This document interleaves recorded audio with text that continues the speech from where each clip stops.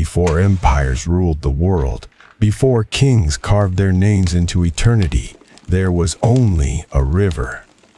The Nile River flowed silently through the desert, its waters cutting a living path through endless seas of sand. Every year, it rose like a breathing god, flooding its banks and leaving behind dark, fertile soil. The black land the ancient people would call Kemet. Without the Nile, there would have been nothing. No cities, no pyramids, no empire, only desert. But the river had plans. Thousands of years before the Great Pyramids pierced the sky, small villages dotted the Nile's banks. Mud brick houses huddled together against the relentless desert winds. Farmers woke before dawn, walking barefoot across fields wet with floodwater. The air smelled of damp earth, fish, and reeds. Children chased ibis birds along the shoreline. Women ground grain into flour, using stone tools worn smooth by generations. Men carved fishing spears from acacia wood. Life was simple, but it was about to change forever. Because somewhere in the south, a leader was rising, a man who would unite the river, a king who would become legend.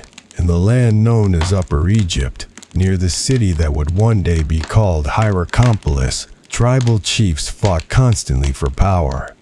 Rival clans painted their bodies in ochre and charcoal before battle.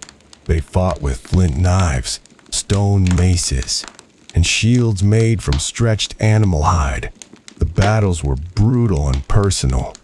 There were no massive armies yet, just warriors defending their families, their fields, their gods. But one leader began winning more battles than the others. His name was Narmer, and he was different. Narmer did not simply fight to win territory. He fought to unify the river. Narmer was tall and broad-shouldered, his face often hidden behind ceremonial war paint. When he marched into battle, he carried a heavy stone mace, a weapon capable of crushing bone with a single blow. But Narmer's greatest weapon was not strength, it was vision. He understood something the other chiefs did not. The Nile connected every village, every field, every person. If one king controlled the river, he would control everything. Narmer's army grew quickly. At first, it was only dozens of warriors, then hundreds. Soon, entire tribes swore loyalty to him. They wore simple linen kilts and carried shields painted with clan symbols. Falcons, jackals, bulls. War drums echoed through the valley as Narmer marched north along the Nile. Village after village surrendered, some peacefully, others after fierce battle. The story of Narmer spread like wildfire. People began whispering a dangerous idea. The two lands may become one. At that time, Egypt was divided into two worlds. Upper Egypt in the south, narrow valleys surrounded by towering desert cliffs. Lower Egypt in the north, a wide, marshy delta where the Nile split into many branches before reaching the sea. Each had its own ruler, its own crown, its own gods. No one believed the lands could truly unite until Narmer arrived. The final battle came near the fertile delta marshes of Lower Egypt. Mist hung above the wetlands. Papyrus reeds swayed in the morning wind. Thousands of warriors gathered beneath banners fluttering in the rising sun. Narmer stood at the front of his army. Across the battlefield stood the northern king. If Narmer lost this battle, everything would end. But if he won, history would change forever. The clash was thunderous. Spears shattered, shields splintered. War cries echoed across the wetlands. Narmer himself stormed into the front lines, his stone mace rising and falling like a hammer of the gods. By sunset, the northern army was broken, their king captured. The river, from the southern cliffs to the northern sea, now belonged to one ruler. For the first time in history, Egypt was united. To mark his victory, Narmer wore two crowns together. the tall white crown of Upper Egypt, the red crown of Lower Egypt. Combined, they became the double crown, the symbol of the first pharaoh. Soon, a new capital would rise at the meeting point of the two lands, a city that would become the heart of the empire. The city later known as Memphis. From there, the pharaohs would rule for thousands of years. But Narmer's victory was only the beginning, because power creates ambition. Ambition creates monuments, and monuments create legends. Within centuries, Egyptian kings would command armies, control massive trade networks, and build the most astonishing structures the world had ever seen. Structures so enormous that people thousands of years later would still wonder, how did they do it? The answer begins with one man. A king who dreamed of eternity. A king whose architect would change the world. His name was Djoser, and he was about to build something no human had ever attempted before, a monument that would reach toward the heavens, the first pyramid. Long after the victory of Narmer, Egypt had become something the ancient world had never seen before. A kingdom united by one river, one crown, one king. At the heart of this growing civilization stood the powerful city of Memphis, where the pharaoh ruled as both king and living god. But something about the pharaohs troubled the people, because even gods could die. For generations, Egyptian rulers were buried in simple rectangular tombs called mastabas, flat-roofed structures made from mud brick. They were solid and impressive, but they sank slowly into the desert sands. Time erased them, wind swallowed them, and the kings of Egypt feared being forgotten. To the Egyptians, death was not the end. It was a doorway, a transformation. The soul, the Ka, needed a body and a home in order to survive forever in the afterlife. If the tomb collapsed, if the body was destroyed, the king's soul would vanish. For a civilization obsessed with eternity, this was unthinkable. Egypt needed a new kind of tomb, something stronger, something eternal, something that would never fall. The solution came from an unlikely man, not a king, not a warrior, but a genius. His name was Imhotep. Imhotep served the pharaoh Djoser, who ruled during Egypt's third dynasty around 2600 BCE. Unlike other rulers, Djoser valued knowledge as much as power. His royal court was filled with priests, scribes, engineers, and astronomers. But among them all, one man stood above the rest, Imhotep. He was not just an architect.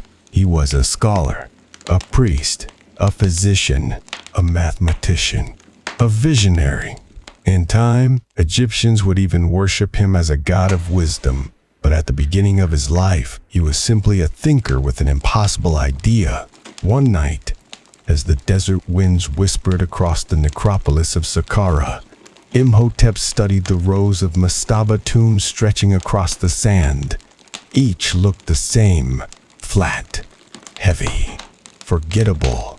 He imagined stacking them, one on top of another, higher, higher, higher, until the tomb rose toward the sky itself. Not just a tomb, a staircase to the heavens.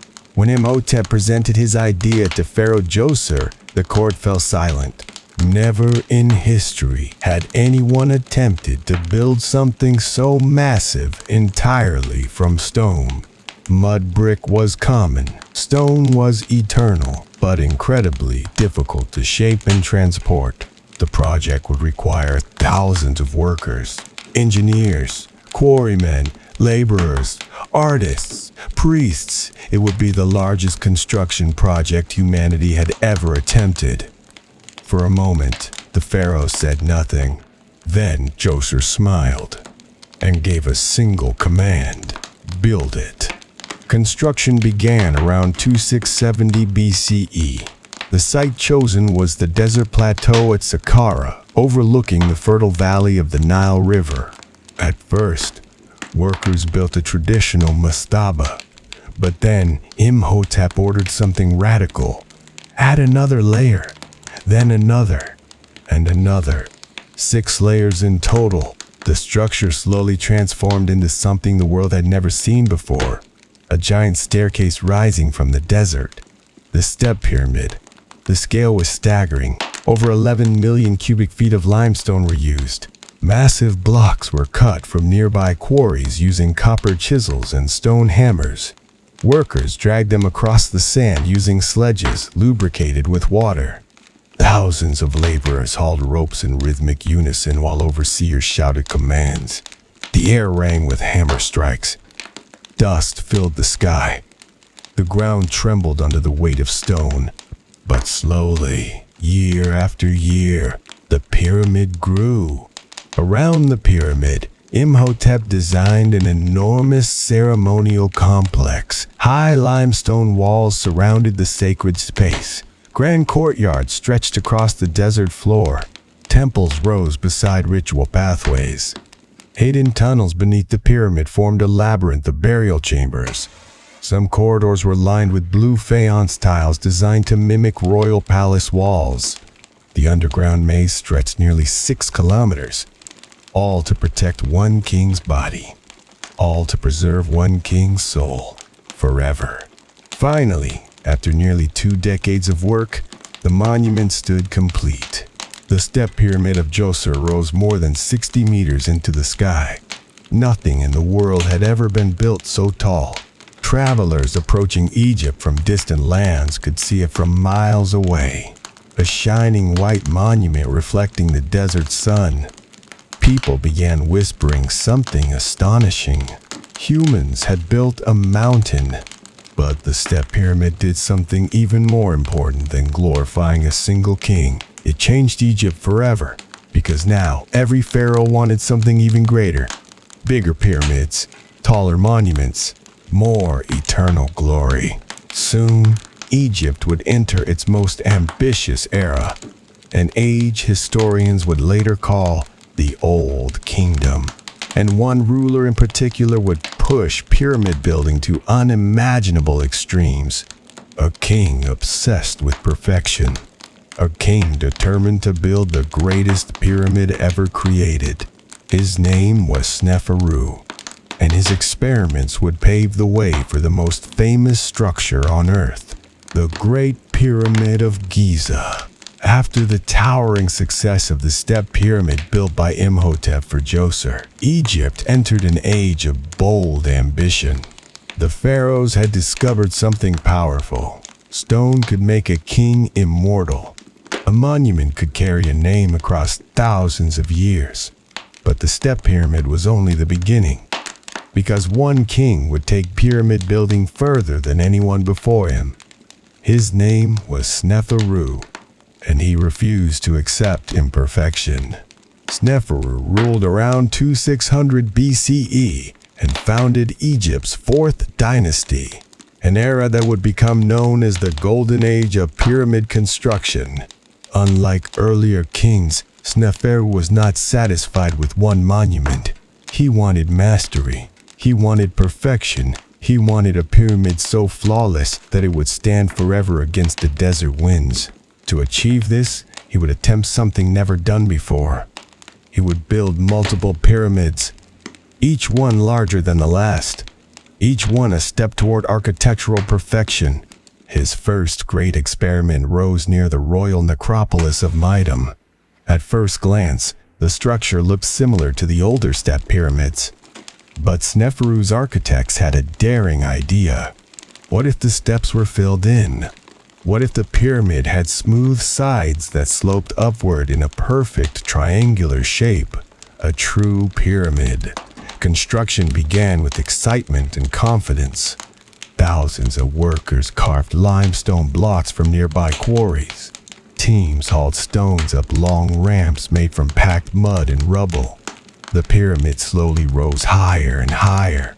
Workers filled in the stepped layers, smoothing the sides to create a continuous slope. From a distance, it looked magnificent, but deep inside the structure, something was wrong. The internal layers had been built for a step pyramid, not a smooth one. The weight distribution was unstable. Over time, cracks began forming. Stone shifted. Entire sections weakened. Eventually, the outer casing collapsed dramatically, leaving behind a strange tower-like ruin. The project had failed. Today, the remains are known as the Medum Pyramid.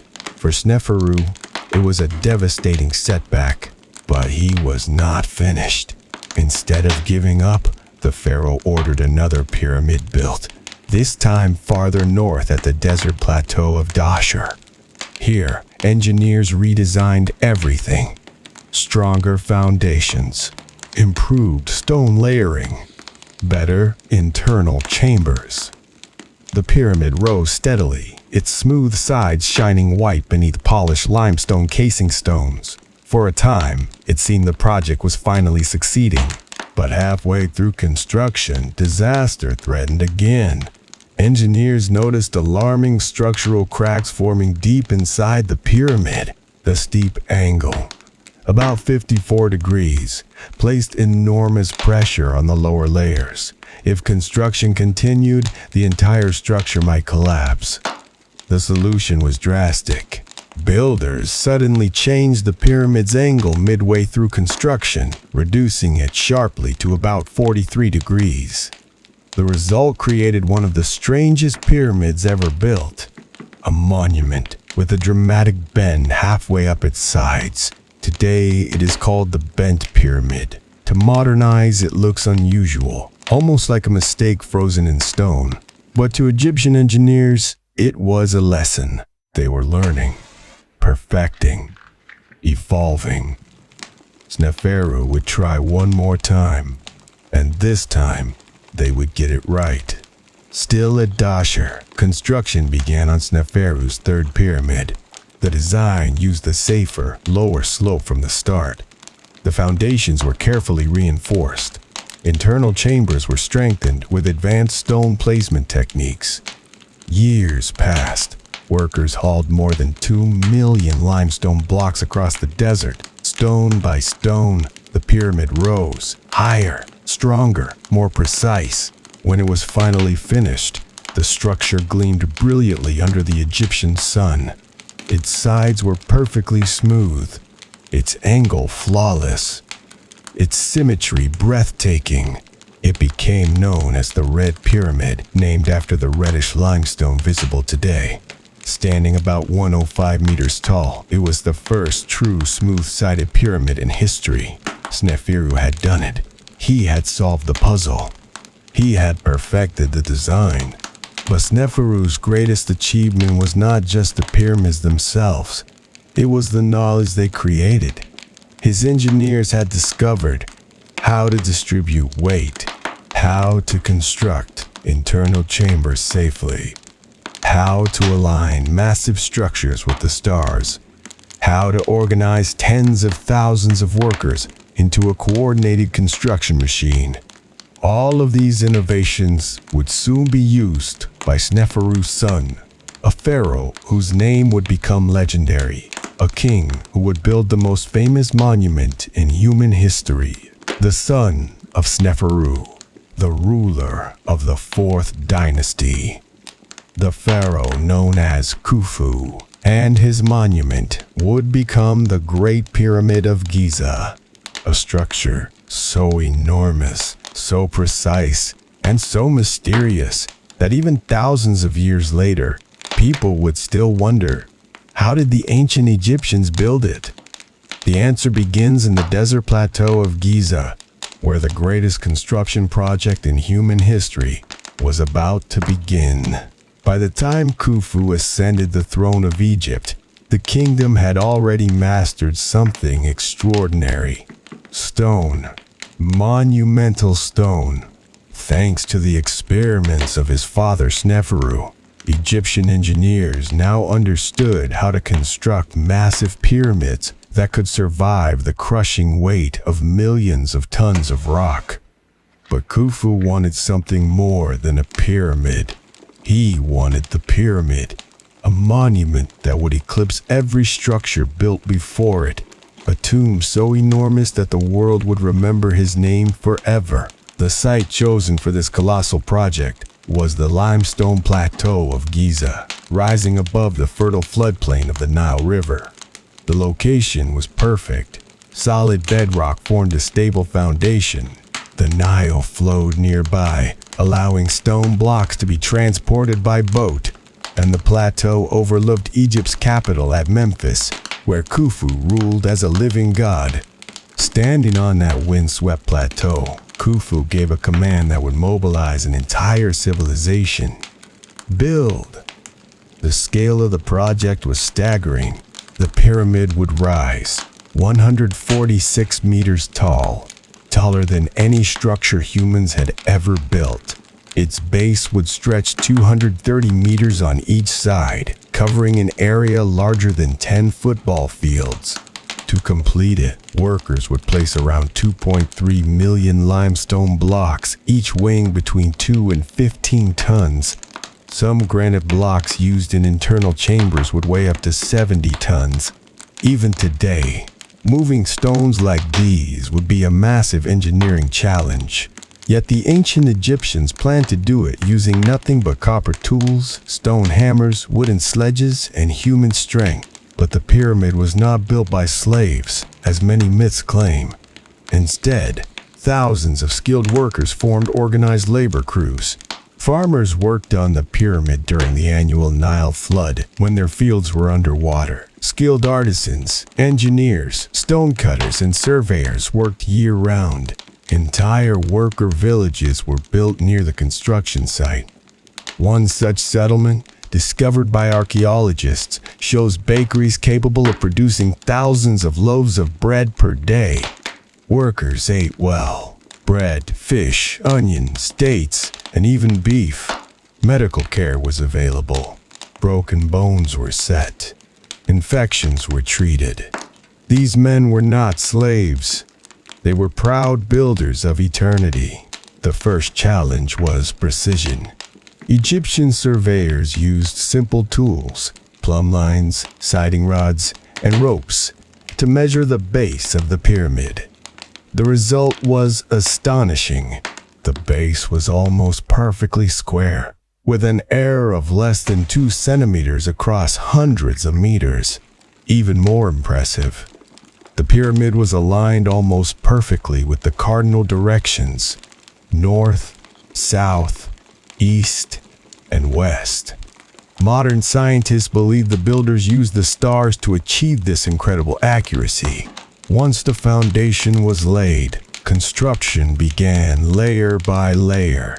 Massive limestone blocks were quarried nearby. Workers hammered wedges into the rock and split the stone free.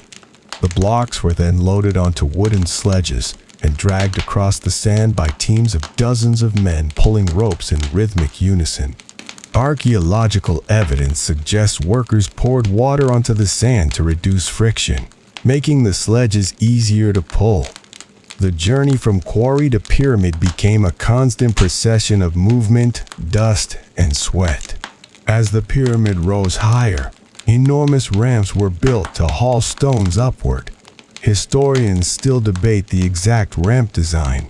Some believe a straight ramp climbed the side of the pyramid. Others propose spiral ramps wrapping around the structure. Whatever the method, the result was breathtaking. Year after year, the pyramid climbed higher into the sky, but the interior of the pyramid held even greater mysteries. Deep inside the structure, architects designed an intricate network of corridors and chambers. A descending passage led deep underground. A rising corridor climbed toward the heart of the monument. At the center stood the magnificent Grand Gallery, a towering hallway nearly 9 meters high. Its corbelled stone ceiling created a dramatic triangular vault. At the top of the gallery lay the king's chamber, built entirely from massive blocks of red granite transported from quarries over 800 kilometers away near Aswan. Inside this chamber rested the granite sarcophagus that would hold the body of Khufu. Above it, 5 hidden relieving chambers were built to distribute the immense weight of the pyramid above. Without these chambers, the roof might have collapsed. The engineering was centuries ahead of its time. Finally, after roughly 20 years of construction, the monument was complete.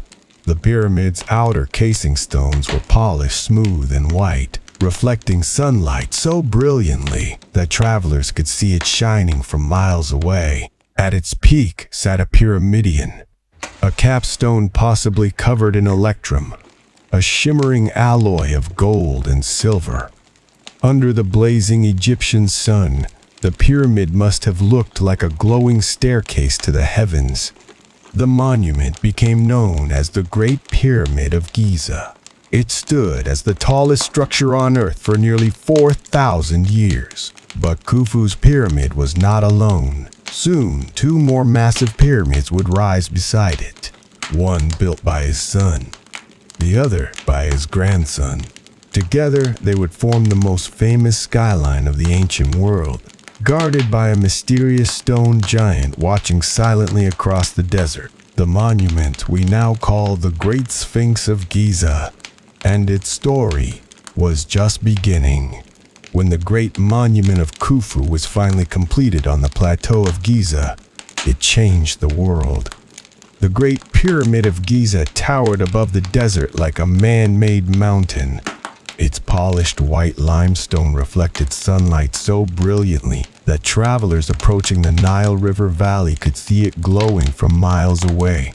But Khufu's monument was not meant to stand alone, for the pharaohs of Egypt believed something powerful.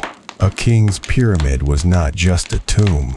It was part of a sacred landscape, a gateway between earth and the heavens. And soon, 2 more pyramids would rise beside it. After the death of Khufu, the throne passed to his son, a ruler known for both ambition and divine authority. His name was Khafre, and when Khafre looked across the Giza plateau, he saw the enormous shadow cast by his father's pyramid. He faced a challenge every new pharaoh feared.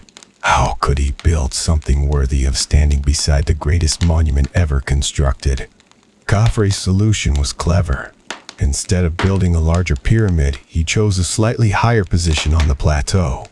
From a distance, his monument would appear equal, even taller, than his father's.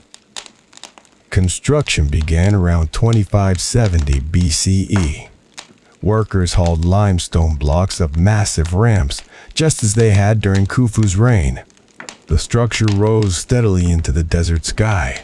Eventually, it reached a height of about 103 meters, only slightly smaller than the Great Pyramid. Today it is known as the Pyramid of Khafre.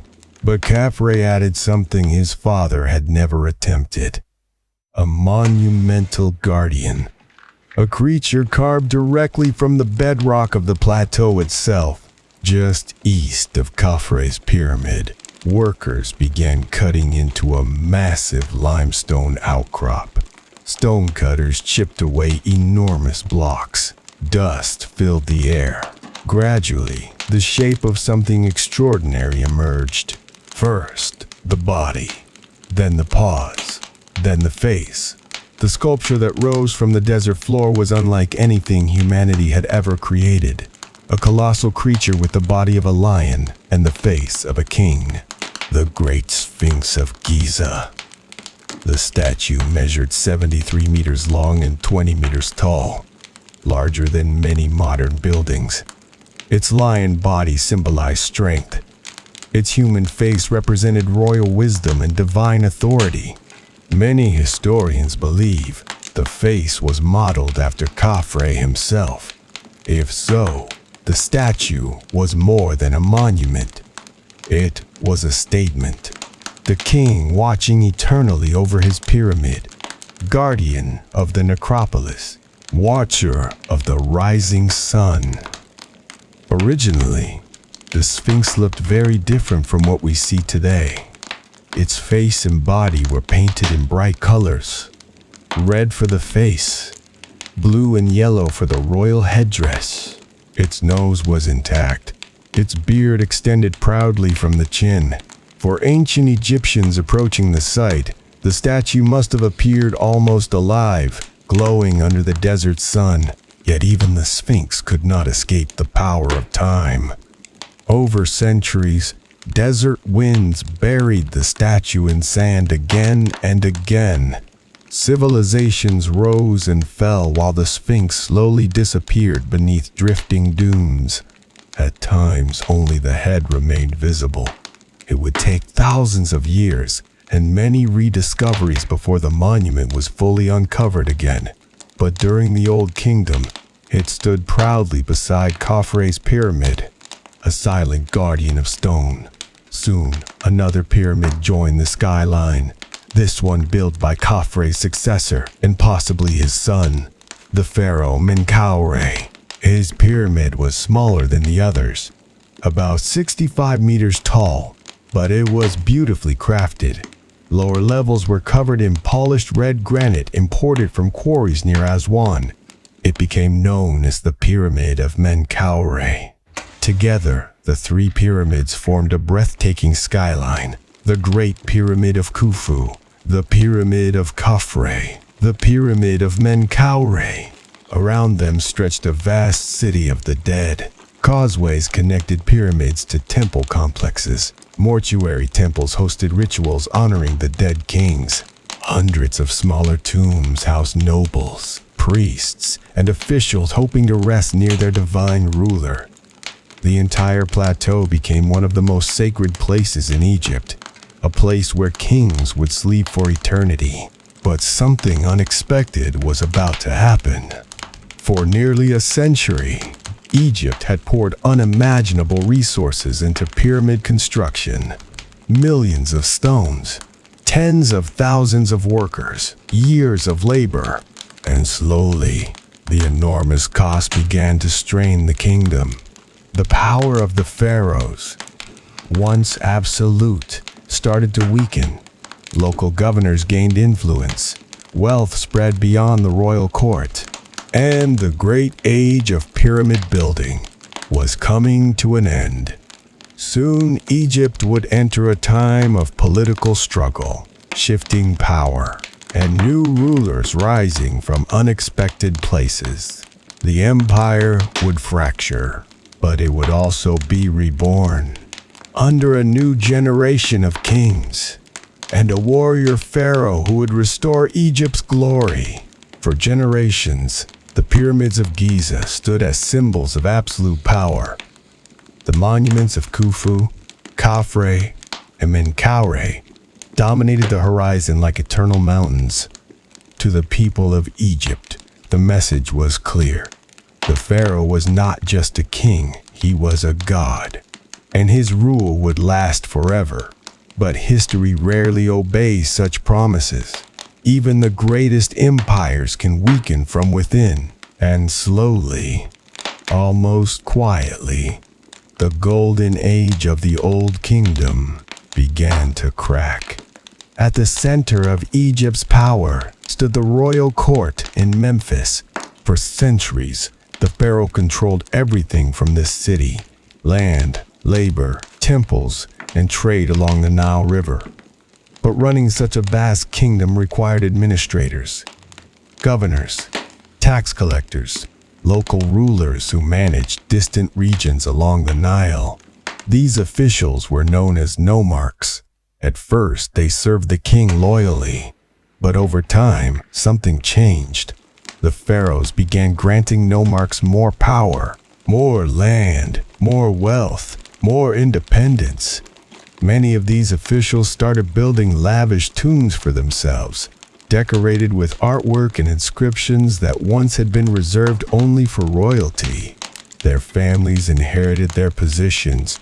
Power stopped flowing only from the throne. It began spreading outward.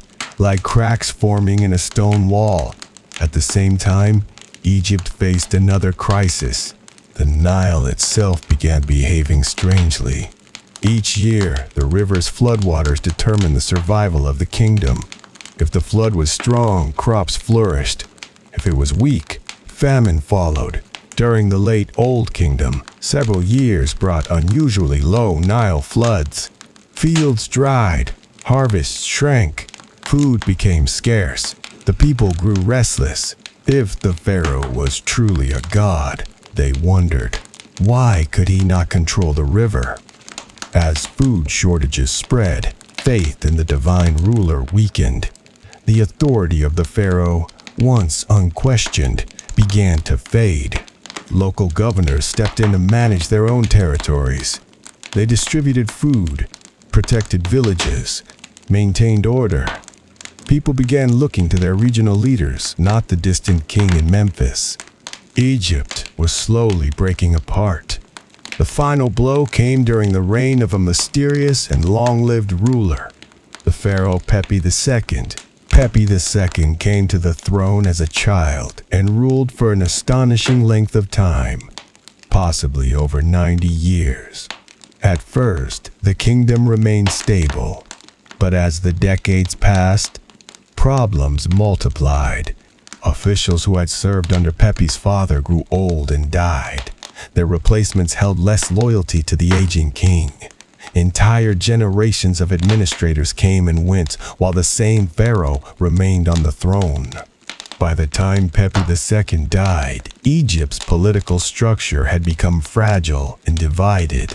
Without strong leadership, the central government collapsed. Powerful nomarchs ruled their regions like independent kings. Trade networks broke down. National building projects stopped completely, and the once mighty kingdom entered a dark and uncertain era. Historians would later call this time the First Intermediate Period. The pyramids still stood, the temples still rose beside the Nile, but Egypt itself had fractured into rival territories. Two major power centers emerged, one in the north, near the old royal lands, another in the south, where ambitious rulers dreamed of restoring the kingdom. For nearly 150 years, Egypt remained divided. War, famine, and political chaos shaped the lives of its people. The age of god-kings had ended, or so it seemed. But deep in southern Egypt, a new dynasty was rising, a family of rulers based in the city of Thebes. Unlike the distant kings of Memphis, these leaders were hardened by conflict. They were warriors, strategists, unifiers, and one of them would rise above all the others, a man determined to restore the two lands, a king who would march north with an army and reunite Egypt once again. His name was Mentuhotep II, and his victory would begin a powerful new chapter in Egyptian history. The age known as the Middle Kingdom of Egypt. For more than a century after the fall of the Old Kingdom, Egypt was no longer one nation. It had fractured. The once mighty empire that built the pyramids was now divided between rival rulers, each claiming the throne. In the north, kings ruled from the city of Heracleopolis. In the south, another dynasty grew stronger in the powerful city of Thebes. Between them stretched the fertile valley of the Nile River, a land filled with villages, temples, and people caught between two competing powers. Egypt had become a battlefield, and both sides believed they had the right to rule the two lands. The northern kings of Heracleopolis controlled the Nile Delta and much of Lower Egypt. They commanded trade routes to the Mediterranean and possessed considerable wealth. But in the south, something different was growing. The rulers of Thebes were not simply administrators or nobles. They were warriors. Their kingdom had been forged through conflict. Their soldiers were hardened by years of fighting rival nomarchs and defending their territory. Among these southern kings rose a ruler who would change Egypt forever. His name was Mentuhotep II. Mentuhotep II ascended the throne of Thebes around 2060 BCE. At first, his kingdom was relatively small, controlling only the southern stretch of the Nile Valley. But Mentuhotep had a vision. He did not want a divided Egypt. He wanted unity. The same unity first achieved centuries earlier by Narmer. To accomplish that dream, Mentuhotep would need to conquer the north. The early years of his reign were spent strengthening his army. Soldiers trained along the banks of the Nile. Weapons were forged from copper and bronze. Archers practiced with powerful bows made from wood and animal sinew. Warships patrolled the river. Unlike the massive construction projects of the Pyramid Age, this was a time of military preparation because war was coming. Eventually, tensions between the two rival kingdoms erupted. The armies of Thebes marched north. Battles broke out along the Nile Valley as southern forces clashed with troops loyal to the northern kings. Villages were fortified. Trade routes were disrupted. The entire country braced for conflict. One major battlefield lay near the strategic city of Abydos, a sacred place associated with the god Osiris. Control of Abydos meant control of the central Nile region. It was here that Mentuhotep's army delivered one of its decisive blows. Mentuhotep's soldiers fought fiercely. Archaeological discoveries show evidence of brutal battles. Skeletons pierced with arrows and weapons scattered across ancient fortifications. The southern army slowly pushed northward. City after city fell. The northern kingdom weakened. Finally, after years of warfare, the rulers of Heracleopolis were defeated.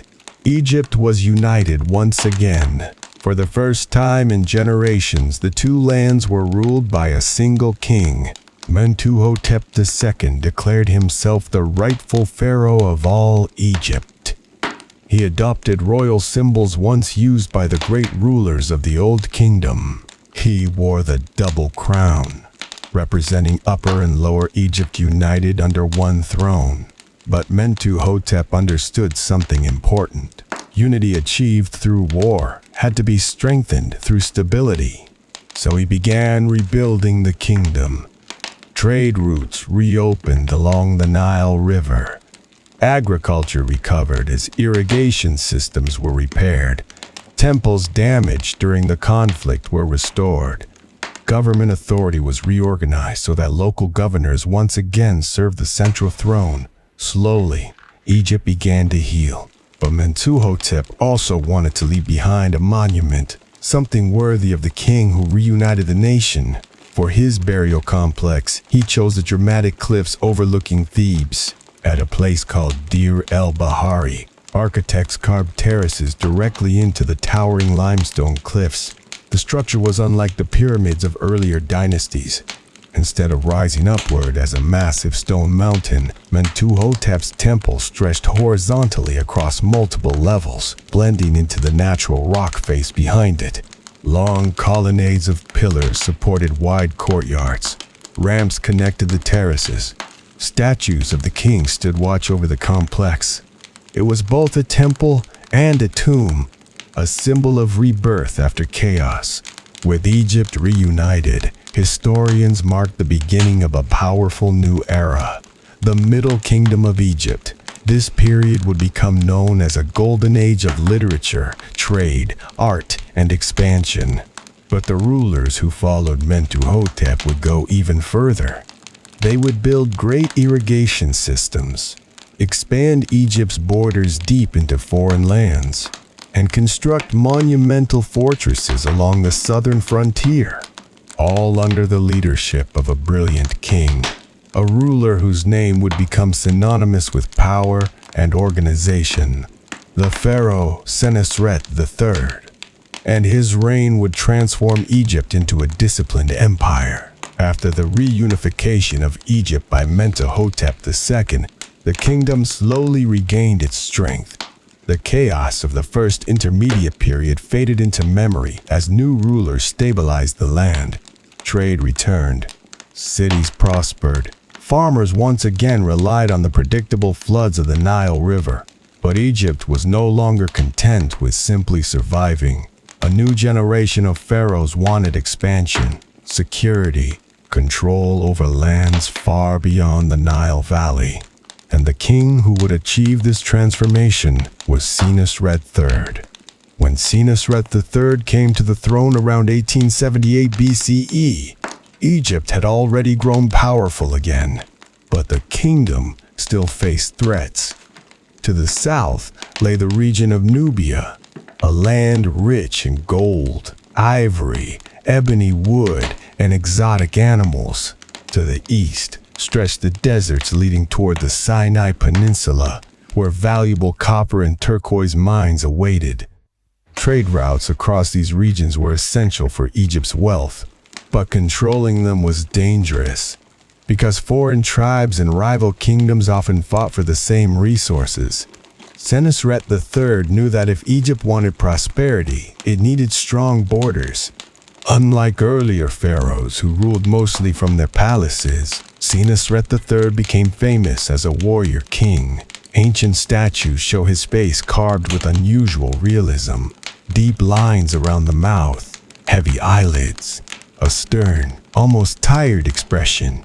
Unlike the idealized smiling faces of earlier rulers, these sculptures suggest something different.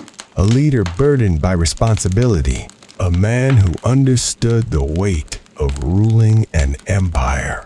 His first major campaigns focused on Nubia. This southern region had long been both a trading partner and a rival to Egypt. Caravans traveled between the lands carrying gold, incense, animal skins, and rare minerals. But Nubian tribes sometimes attacked Egyptian merchants or disrupted river trade. Senusret decided the solution was simple: conquer the region. Leading his army south along the Nile River, Senusret III launched multiple military expeditions. Egyptian soldiers marched through scorching desert heat in narrow river valleys. They carried bows, axes, spears, and curved blades. Warships traveled alongside them on the river.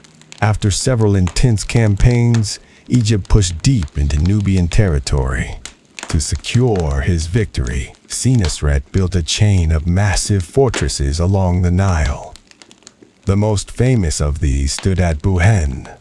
The fortress of Buhen was a masterpiece of military engineering.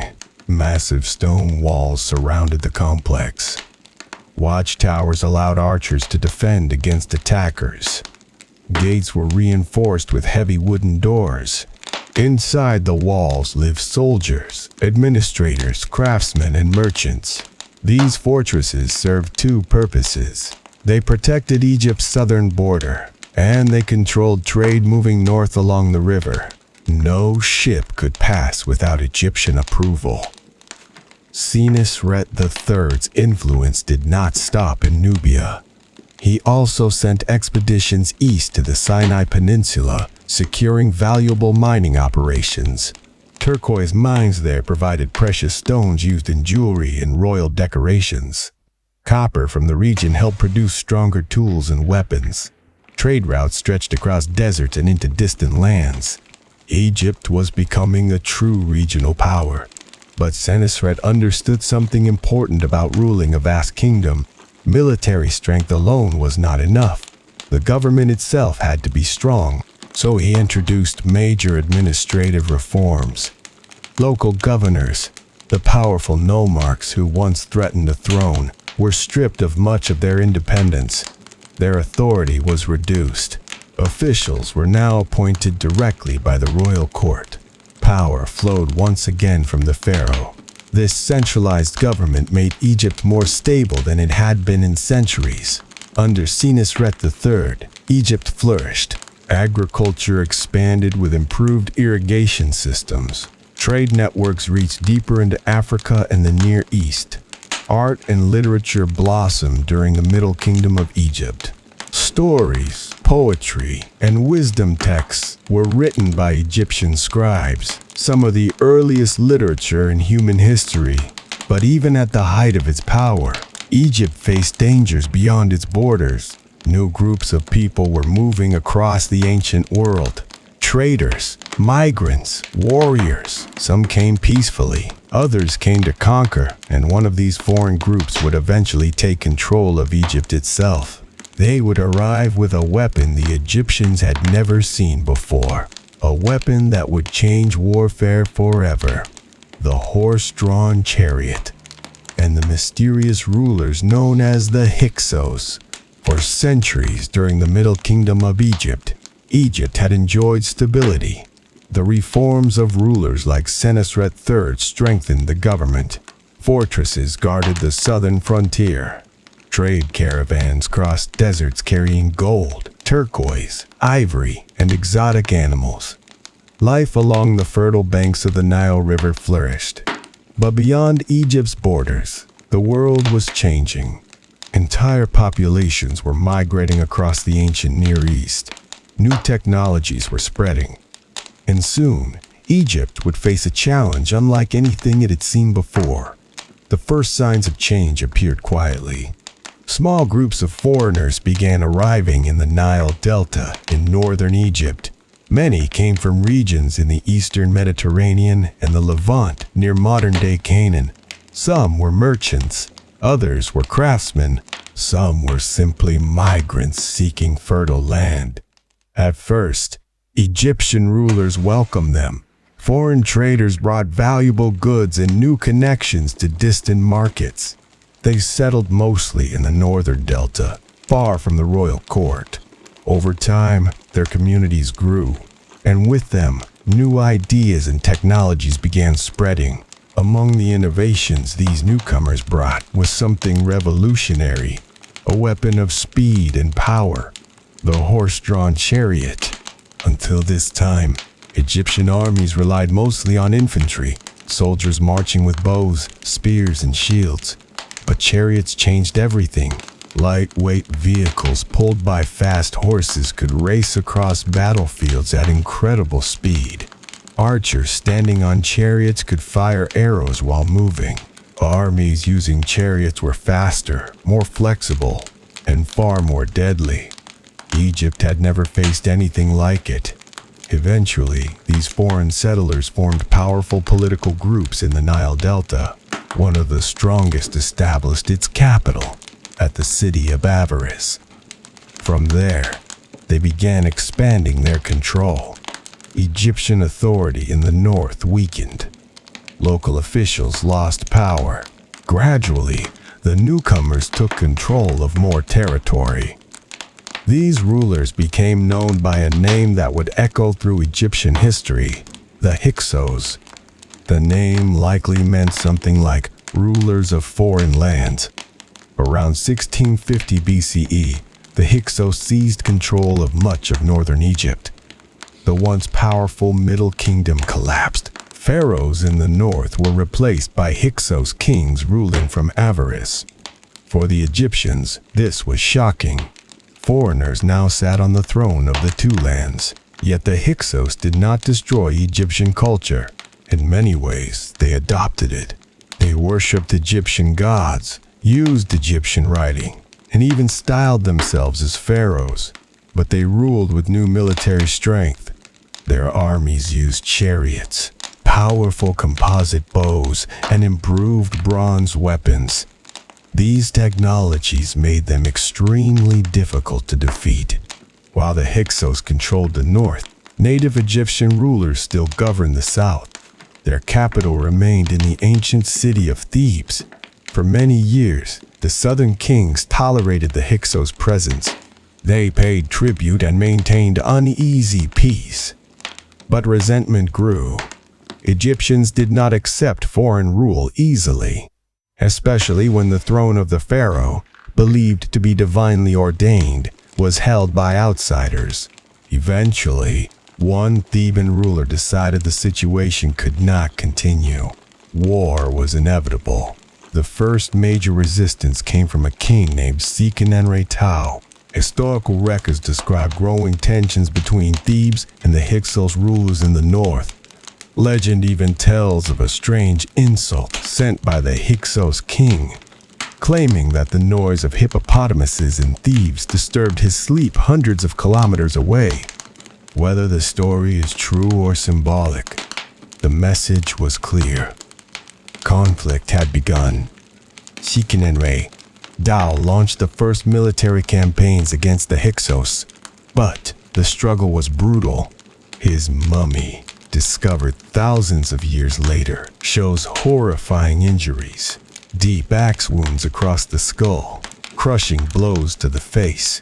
Evidence suggests he died violently in battle, yet his sacrifice ignited a movement. The war against the Hyksos would continue, and his family would lead the fight. His son, Thutmose, continued the war, pushing Egyptian forces northward and reclaiming territory along the Nile.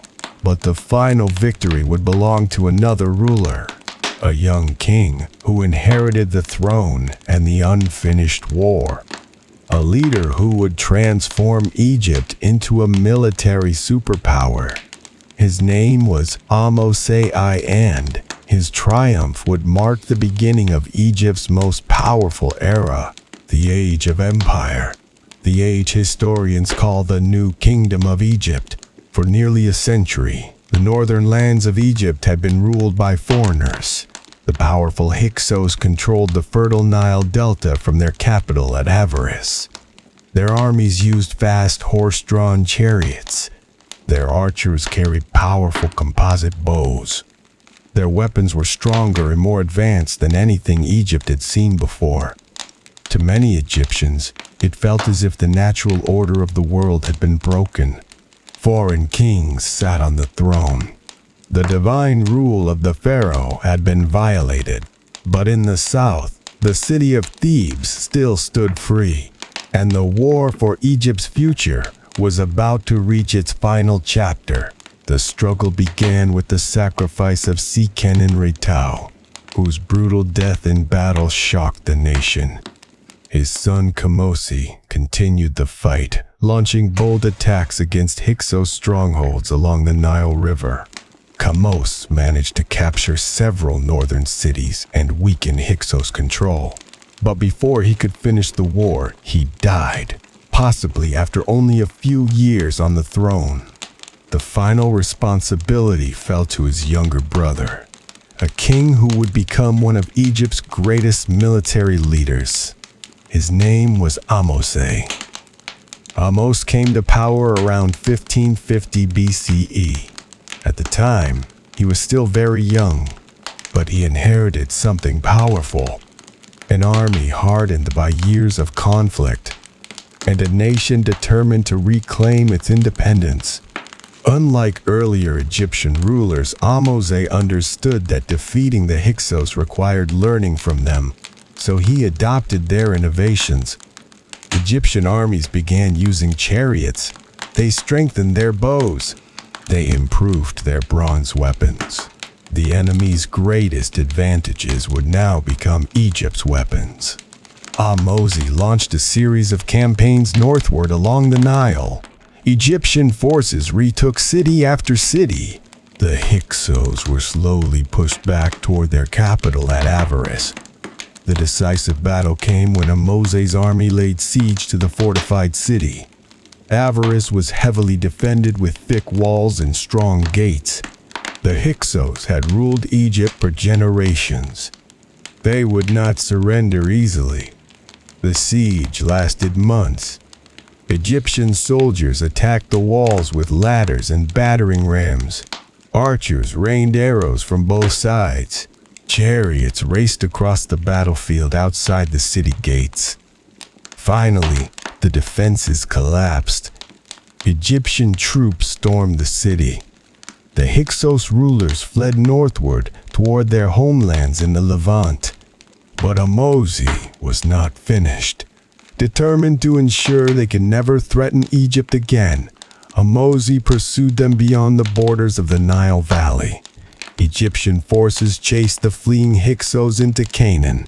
There, The final battle took place at a fortified city called Sharuhen. After a long siege, the city fell. The Hyksos were defeated. Their rule over Egypt was finally ended. For the first time in generations, Egypt was free again, but something important had changed. The conflict had transformed Egypt into a military power.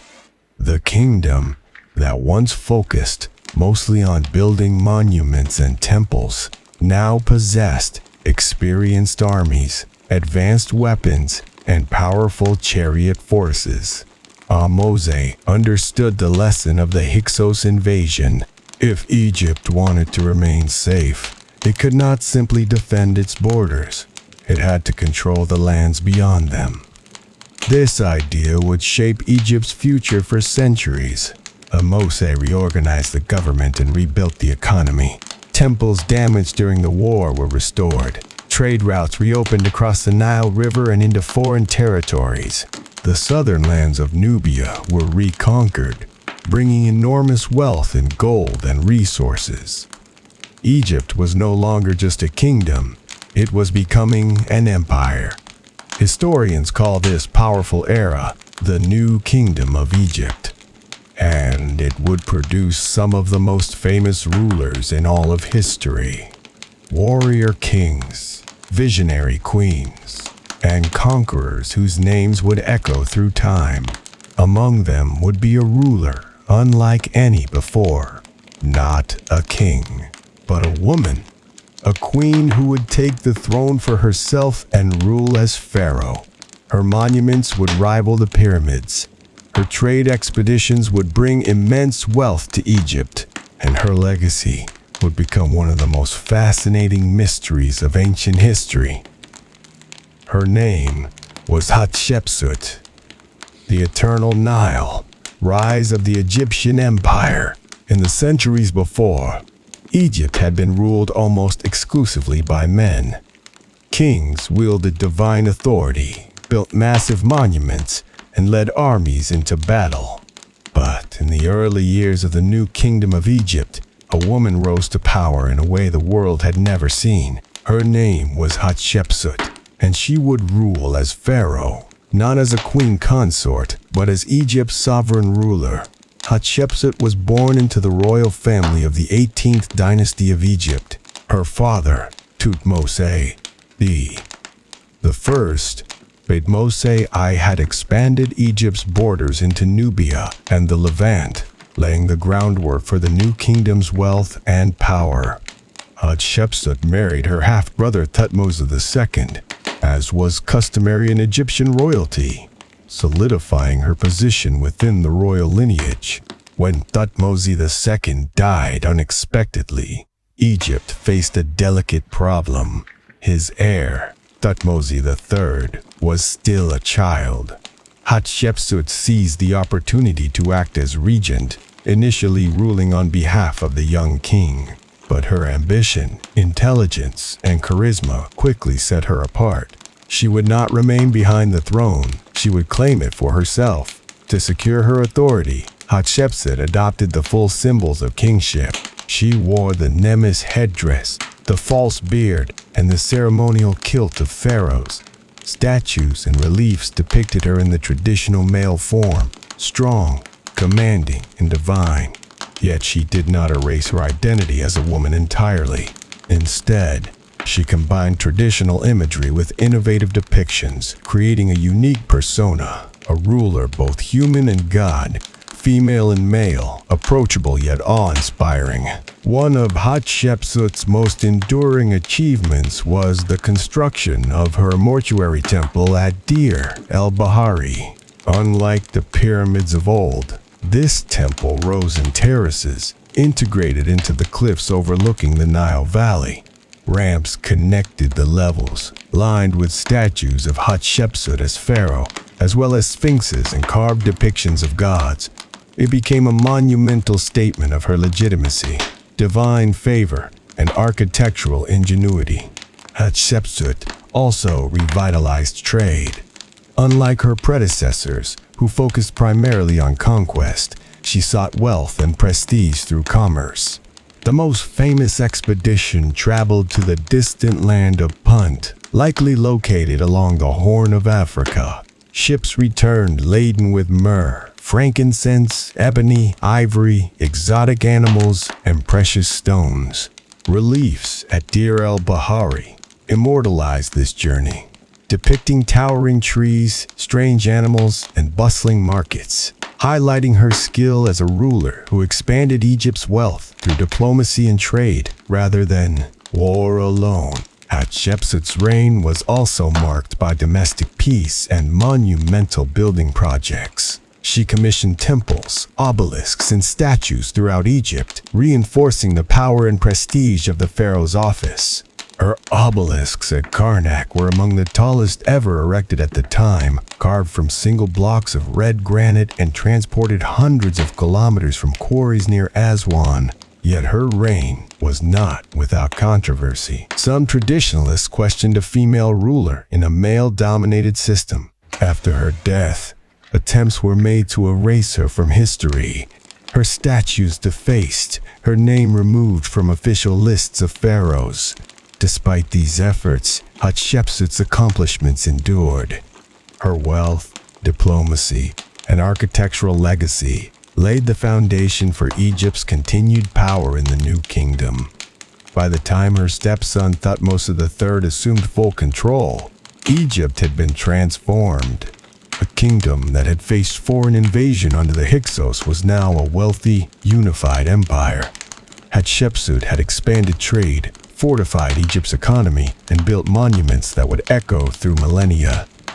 She proved that leadership was not defined by gender, but by vision, intelligence, and the ability to command loyalty and resources.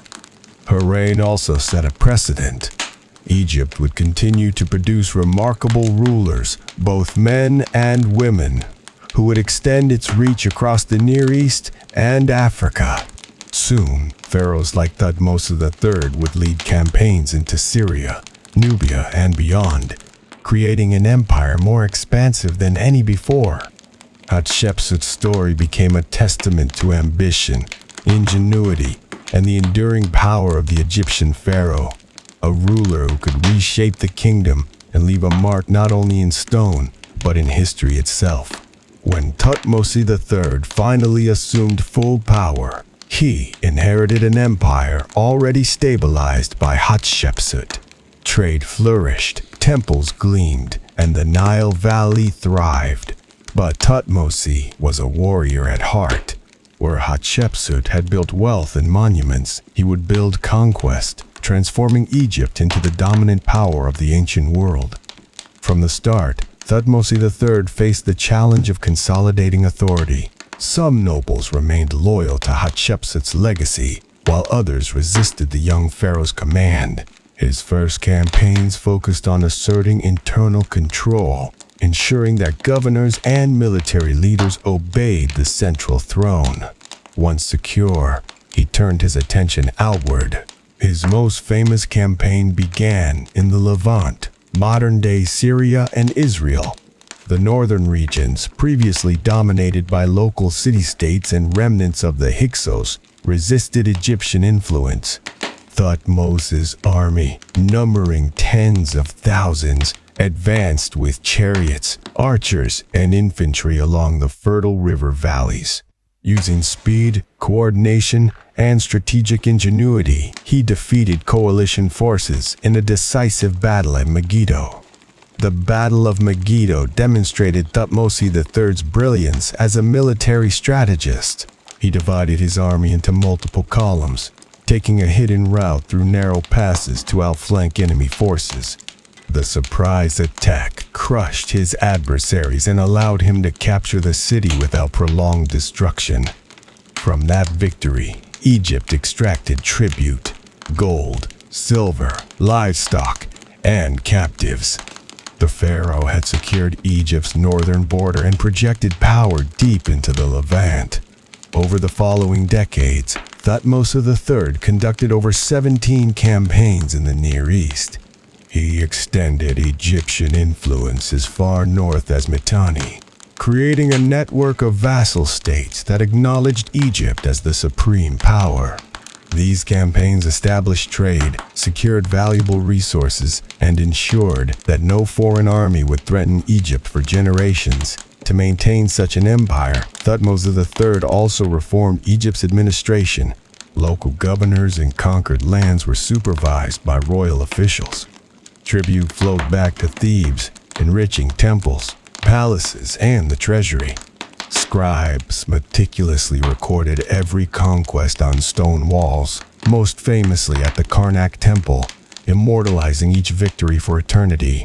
In addition to military brilliance, Thutmose III invested heavily in monumental construction. He expanded the temples at Karnak, creating massive hypostyle halls, towering obelisks, and colossal statues that celebrated both his divine right and military accomplishments. The pharaoh's building projects extended across Egypt, reinforcing royal authority and glorifying the gods who legitimized his rule. The young pharaoh also strengthened Egypt's borders in Nubia. Fortresses built along the Nile controlled trade and secured gold mines, ensuring Egypt's wealth for future generations. His military campaigns in Africa and the Near East created an empire that spanned thousands of miles, linking fertile valleys, deserts, and trade routes under one rule. Despite constant warfare, Thutmose III maintained a balance between force and diplomacy. He installed loyal vassals, allowed local customs to continue, and respected religious practices in conquered lands. This combination of strategy, power, and respect helped cement Egyptian dominance in the region for nearly 2 centuries. By the end of his reign, Thutmose III had transformed Egypt into an empire unrivaled in the ancient world. His conquests, administrative reforms, and monumental building projects created a legacy of power, wealth, and culture. Soldiers, scribes, and craftsmen all celebrated him as a pharaoh who combined divine authority with tactical genius. The new kingdom, once merely a recovered Egypt after Hyksos rule, now stretched its influence across Africa and the Near East. Thutmose III had become known as the Napoleon of Egypt, a master of war, diplomacy, and empire building. But Egypt's story was far from over. With the empire secured, the stage was set for one of the most famous pharaohs in history. A ruler whose campaigns, monuments, and diplomacy would surpass even Thutmose III. Her reign would define Egypt at the peak of its power, blending divinity, art, and ambition in ways no other pharaoh had dared. Her name was Ramesses II, later called Ramses the Great. By the time Ramses II ascended the throne around 1279 BCE, Egypt was already the dominant power of the ancient world. The legacy of the New Kingdom pharaohs, from Ahmose I to Thutmose III, had created a vast, wealthy empire spanning the Nile Valley, Nubia, and parts of the Levant. Yet Ramses was determined to make his reign legendary, a golden age in both war and peace, culture and architecture. Ramses II came to power as a young and ambitious king, known later as Ramses the Great. He reigned for an astonishing 66 years, one of the longest in Egyptian history. From the start, he sought to prove himself not just as a ruler, but as a warrior, diplomat, and builder whose name would echo through eternity. Early in his reign, Ramses faced the Hittites, a powerful empire in Anatolia and Syria. The Hittites controlled key trade routes in fertile lands, and tensions over these territories were inevitable. In what would become one of history's most famous battles, Ramses led his army against the Hittites at Kadesh. The Battle of Kadesh, fought with thousands of chariots and infantry, was both dramatic and complex. Egyptian and Hittite forces clashed along the Orontes River, with cunning maneuvers, ambushes, and heroic feats on both sides. Although the battle was indecisive militarily, Ramesses portrayed it as a glorious victory in his inscriptions. The propaganda reinforced his image as a divine warrior favored by the gods, especially Amun-Ra. Following Kadesh, Ramesses negotiated the first known peace treaty in history with the Hittites. This accord ensured Egypt's northern borders were secure and established diplomatic marriage alliances that stabilized the region. Through both war and diplomacy, Ramesses demonstrated that empire was not only built by the sword, but by strategy and negotiation. While military campaigns secured Egypt's borders, Ramesses focused on monumental construction within the kingdom. His legacy is perhaps most visible in Abu Simbel, where he carved colossal statues of himself into mountainsides, towering over the Nile.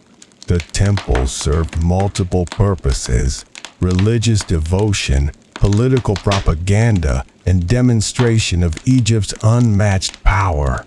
Inside, detailed reliefs depicted Ramesses battling enemies, receiving divine favor, and ensuring Egypt's prosperity. Ramesses also extensively expanded the Ramesseum in Thebes, turning it into a sprawling complex of statues, pylons, and halls dedicated to himself and the gods. Obelisks, massive statues, and carefully inscribed walls reinforced his divine right to rule. Throughout Egypt, his building projects projected wealth, stability, and grandeur unmatched in history. Trade and diplomacy flourished under Ramesses as well. His expeditions to Nubia secured gold mines, exotic animals, and valuable resources. Diplomacy with kingdoms in the Levant expanded Egypt's influence far beyond the Nile Valley. Caravans brought exotic goods, incense, ivory, and rare woods, reinforcing Egypt's reputation as the center of wealth and culture. Despite peace treaties and alliances, Egypt remained a military society. Ramesses continued campaigns into Nubia and the Levant to enforce tribute, maintain control, and demonstrate the pharaoh's authority. Chariots, bows, and disciplined infantry ensured Egypt's dominance. Statues, reliefs, and tomb inscriptions celebrated these victories, emphasizing the king's godlike prowess on and off the battlefield. Beyond military and construction achievements, Ramesses II left a cultural legacy. Temples, tombs, statues, and inscriptions provided a wealth of knowledge about Egyptian religion, politics, and daily life. His reign became a model for future pharaohs, symbolizing the height of the new kingdom's power, wealth, and sophistication.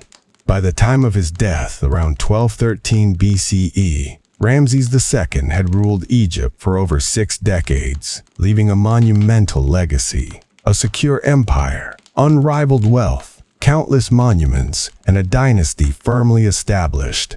Egypt was at its zenith, poised to dominate for generations. Yet even in this age of glory, challenges loomed. Foreign invasions, internal strife, and changing trade networks would test the empire's resilience in the centuries to come. Ramesses II's life became legend. Soldiers, scribes, and citizens celebrated his victories. Temples echoed with prayers for his protection. The pharaoh had become both a god on earth and a symbol of eternal Egypt, the pinnacle of power, ambition, and grandeur. The reign of Ramesses II had brought Egypt to the peak of its power. Monuments soared, armies triumphed, and trade flourished from Nubia to the Levant. Yet beneath the grandeur, warning signs of future decline had begun to appear.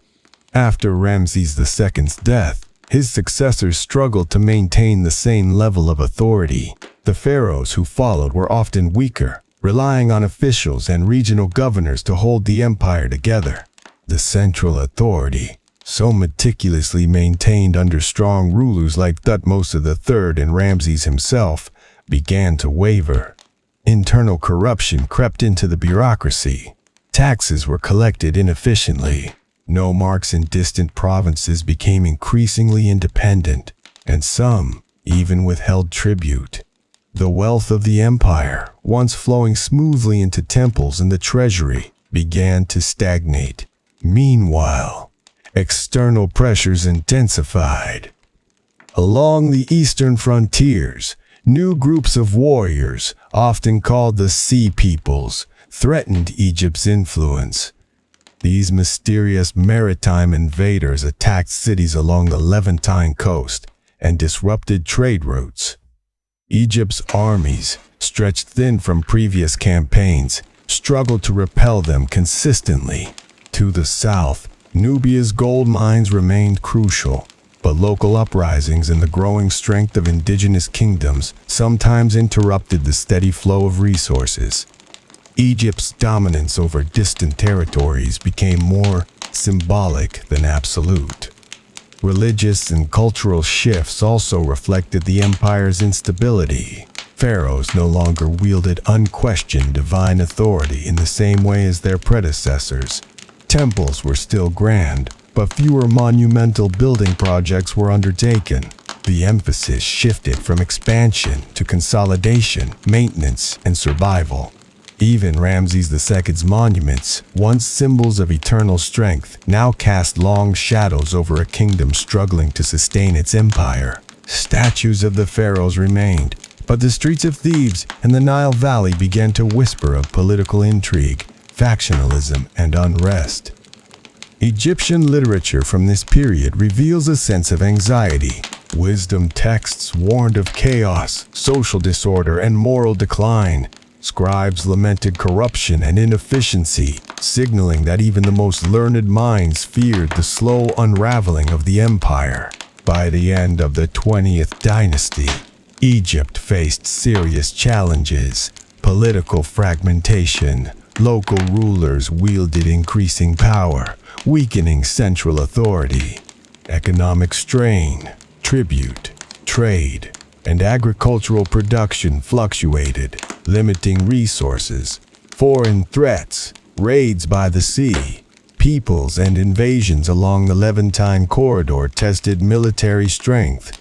Social unrest, farmers, laborers, and artisans felt the pressure of taxes, conscription, and famine during low Nile floods.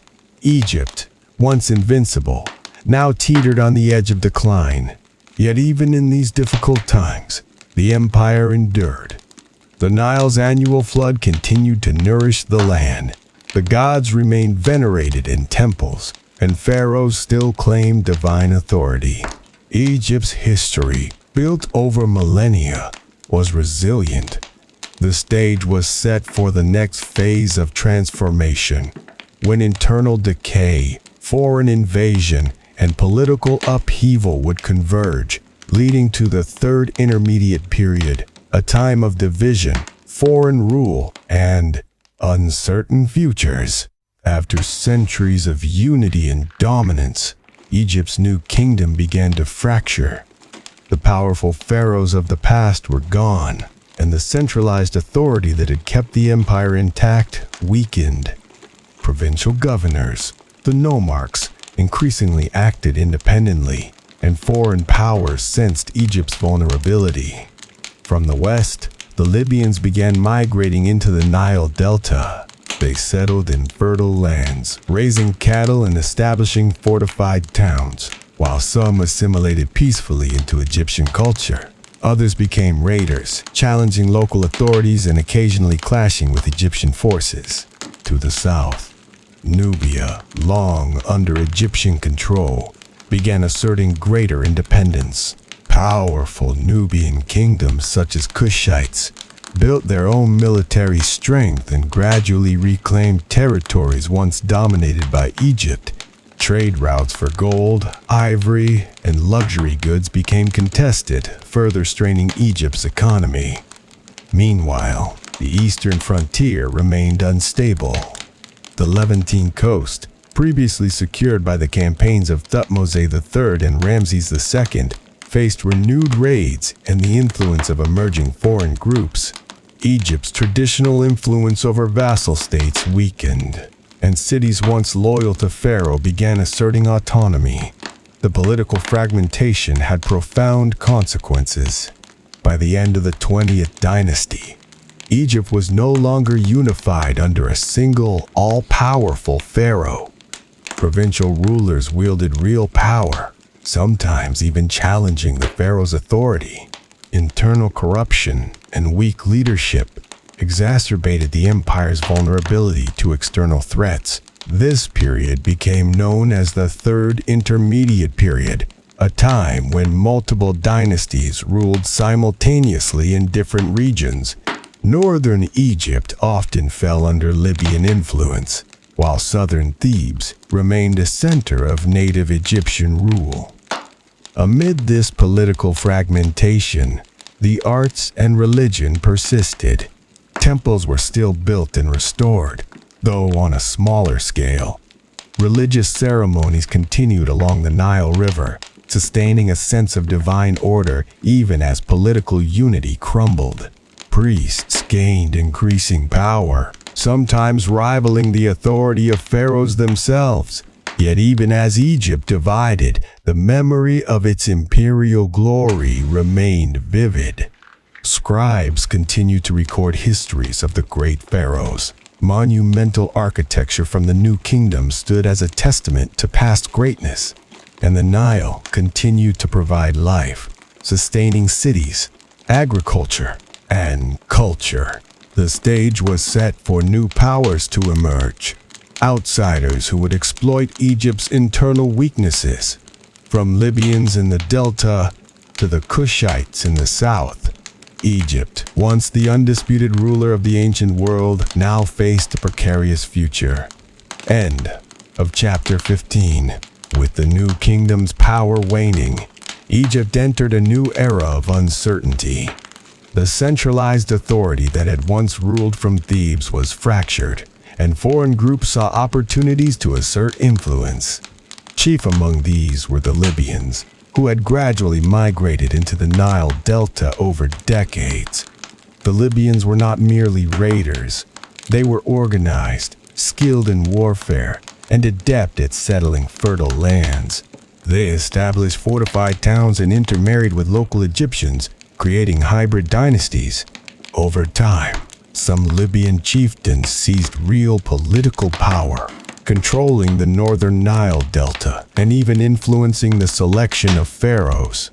In the south, the Kushites grew stronger. From their kingdom of Kush, they exerted influence over Upper Egypt. By the 8th century BCE, the Kushites would send armies north, eventually controlling Egypt's throne as the 25th dynasty, sometimes called the Kushite dynasty. These rulers adopted Egyptian customs, worshipped the traditional gods, and even restored temples, blending foreign authority with ancient Egyptian tradition. The Third Intermediate Period, therefore, became a patchwork of rule.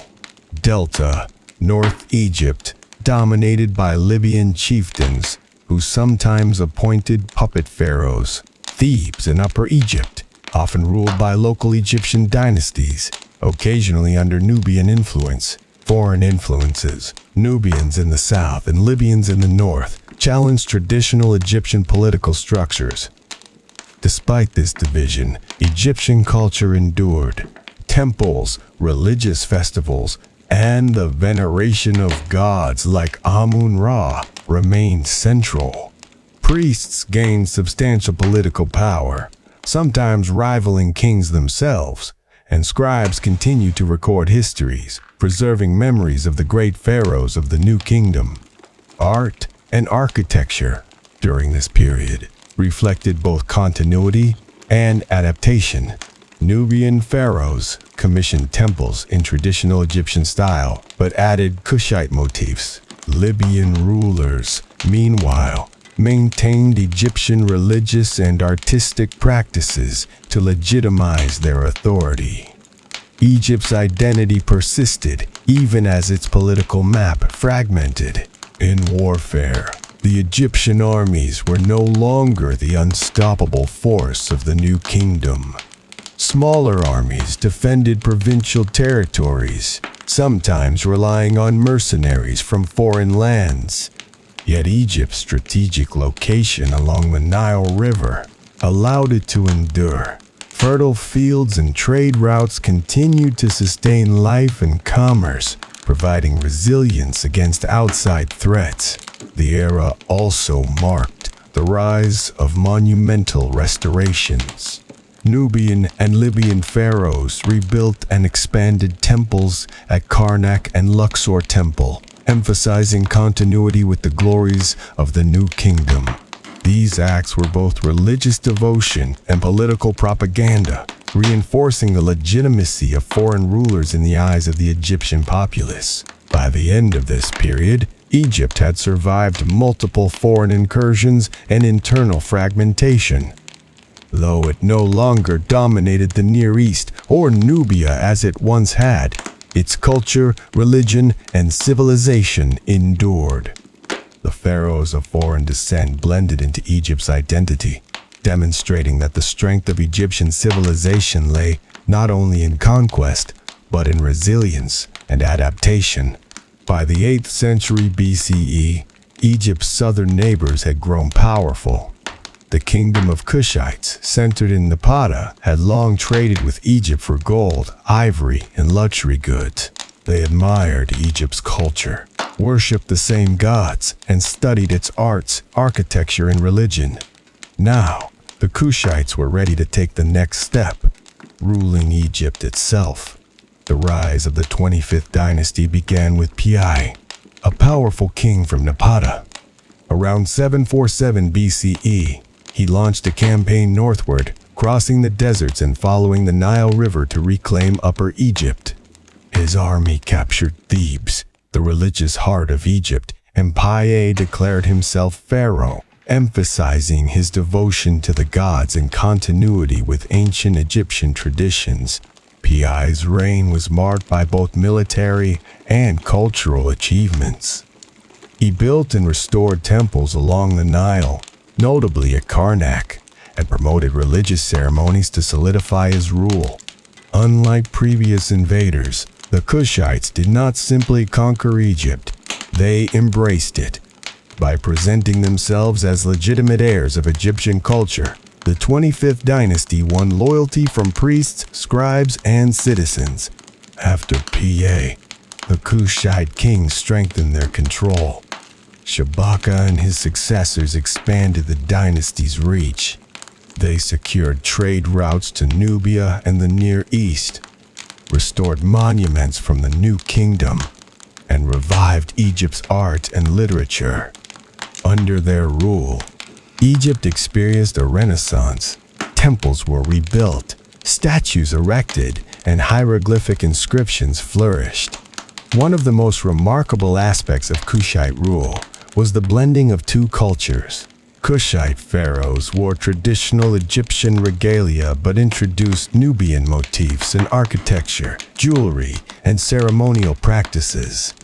Nubian kings emphasized strong religious devotion, restoring the worship of Amun-Ra and reinforcing the idea that the pharaoh was divinely sanctioned. Yet the 25th dynasty also faced challenges. To the northeast, the Assyrians were expanding. Their armies, armed with iron weapons and advanced military strategies, threatened Egypt's northern territories. The Kushite pharaohs had to navigate this growing threat while maintaining control over a culturally diverse empire, stretching from Nubia to the Delta. Despite external pressures, the 25th dynasty left a lasting legacy: cultural revival, restoration of temples, monuments, and traditional art forms, political unity. For the first time in centuries, Egypt was reunited under a strong central authority. Religious renewal, emphasis on Amun-Ra, reinforced the divine legitimacy of the pharaoh. Military resilience, fortified cities, and disciplined armies defended Egypt against invasions. The Kushite pharaohs demonstrated that foreign rulers could not only conquer Egypt, but also strengthen and revitalize it. Their reign, though eventually ended by the Assyrians, preserved Egyptian culture during a period of instability and ensured that the traditions, religious practices, and monumental architecture of the Nile Valley endured. Egypt's history was cyclical. Periods of expansion and dominance, followed by decline and foreign influence. Yet the enduring power of the Nile and the cultural identity of Egypt continue to inspire its people, even in the face of invasion and political fragmentation. Egypt remained a civilization unlike any other in the ancient world. The 25th dynasty of Egypt, led by the powerful Kushite kings, had revived Egyptian culture, strengthened temples, and reunited the land. Yet across the deserts of Mesopotamia, a new threat was rising. The Assyrians, famed for their iron weapons, siege engines, and ruthless military strategies, turned their eyes toward Egypt. The first major confrontation came under Tiglath-Pileser III in the mid-8th century BCE. Assyrian armies advanced into the Levant, conquering cities and demanding tribute. Egyptian influence in the northern territories weakened as vassal states fell to the Assyrians. The Kushite pharaohs of the 25th dynasty, ruling from Napata and Thebes, faced a stark reality. Their empire was no longer unchallenged. Under Esarhaddon and later Ashurbanipal, Assyrian campaigns into Egypt intensified. Cities along the Nile Delta, including the former Libyan-controlled regions, were attacked and sometimes captured. Assyrian armies, with iron-tipped weapons and sophisticated siege techniques, demonstrated the military superiority that challenged even Egypt's legendary chariots and bronze weapons. Despite the threat, the Kushite pharaohs resisted fiercely. Fortified cities along the Nile, disciplined troops, and knowledge of the terrain allowed them to hold off total conquest for decades. The pharaohs, such as Taharqa, led campaigns into the north, reclaiming lost territories and restoring Egyptian temples damaged during conflict. However, Assyrian power was relentless. In a series of campaigns around 670 BCE, Assyrian forces captured Memphis, the ancient city at the heart of the Delta. They installed local rulers loyal to Assyria, effectively ending Kushite control over Lower Egypt. The 25th dynasty retreated southward into Nubia, leaving northern Egypt under foreign influence. Even in exile, the Kushites remained culturally and politically influential. They continued to rule from Napata, maintaining temples, monuments, and religious authority. Their artistic and architectural styles influenced both Nubia and Upper Egypt. The 25th dynasty's retreat did not erase their contributions. It simply marked the end of Egypt's brief resurgence under Kushite kings. The Assyrian invasions also highlighted a significant shift in the ancient world, the rise of iron weaponry and highly organized military states. Egypt, accustomed to bronze and chariot-based warfare, faced a new era in which technology and mobility became decisive factors. The empire that once dominated the Near East now faced limits to its expansion and influence. By the end of the 25th dynasty, Egypt had endured cycles of revival and invasion. The land of the Nile remained culturally vibrant but politically fractured. Foreign powers, local rulers, and external invasion shaped a new reality.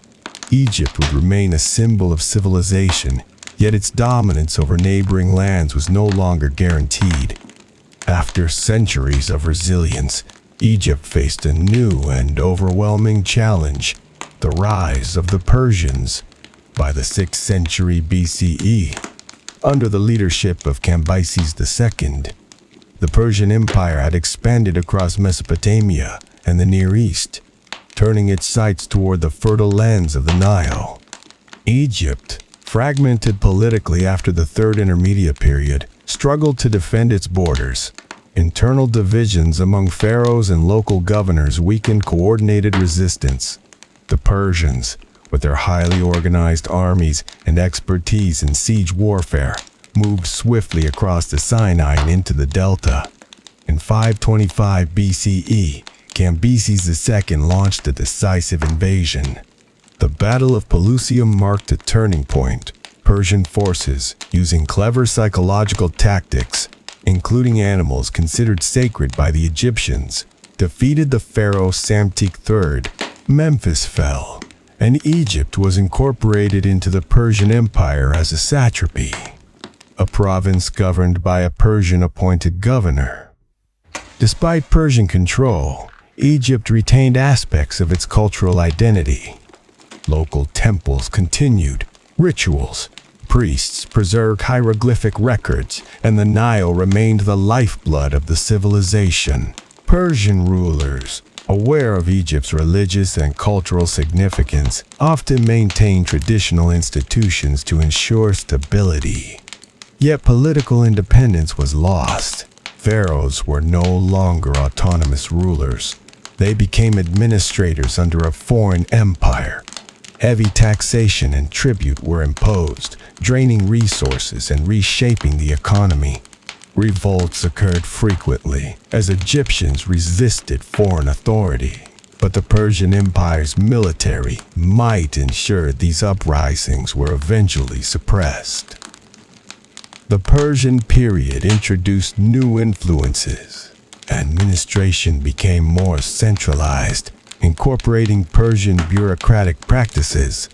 Trade routes were integrated into the empire-wide network stretching from the Mediterranean to Central Asia.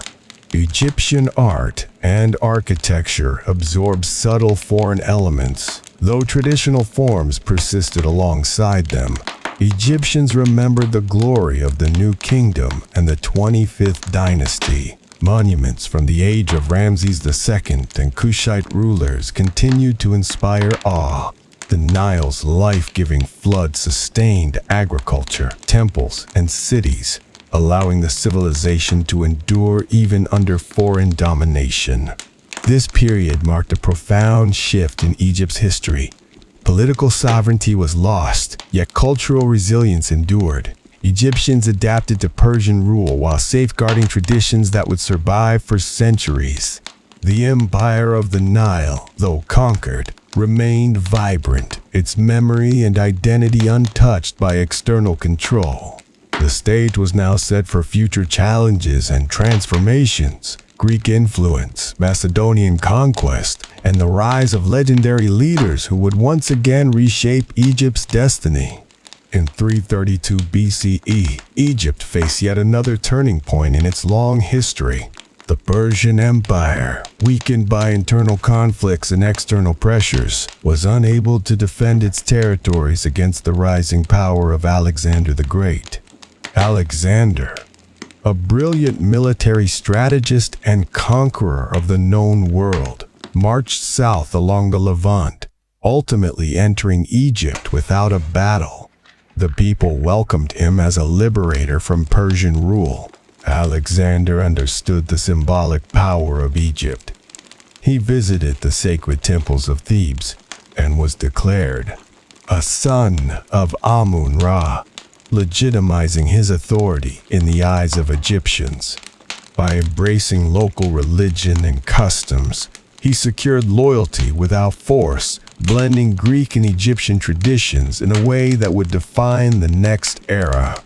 To consolidate his rule, Alexander founded a new city in the Nile Delta, Alexandria, strategically located on the Mediterranean coast. Alexandria became a hub of trade, scholarship, and culture. Greek architects, scholars, and merchants mingled with Egyptians, creating a cosmopolitan center that would rival any city in the ancient world. Alexander's presence also marked a shift in military and administrative systems. Macedonian phalanxes and Greek-inspired armies introduced new strategies, while local Egyptians served as administrators, soldiers, and craftsmen. The fusion of Greek and Egyptian governance helped stabilize the region, maintaining the Nile's prosperity while integrating it into the broader Hellenistic world. After Alexander's death in 323 BCE, his empire was divided among his generals. Ptolemy I Soter took control of Egypt, establishing the Ptolemaic dynasty, which ruled for nearly 3 centuries.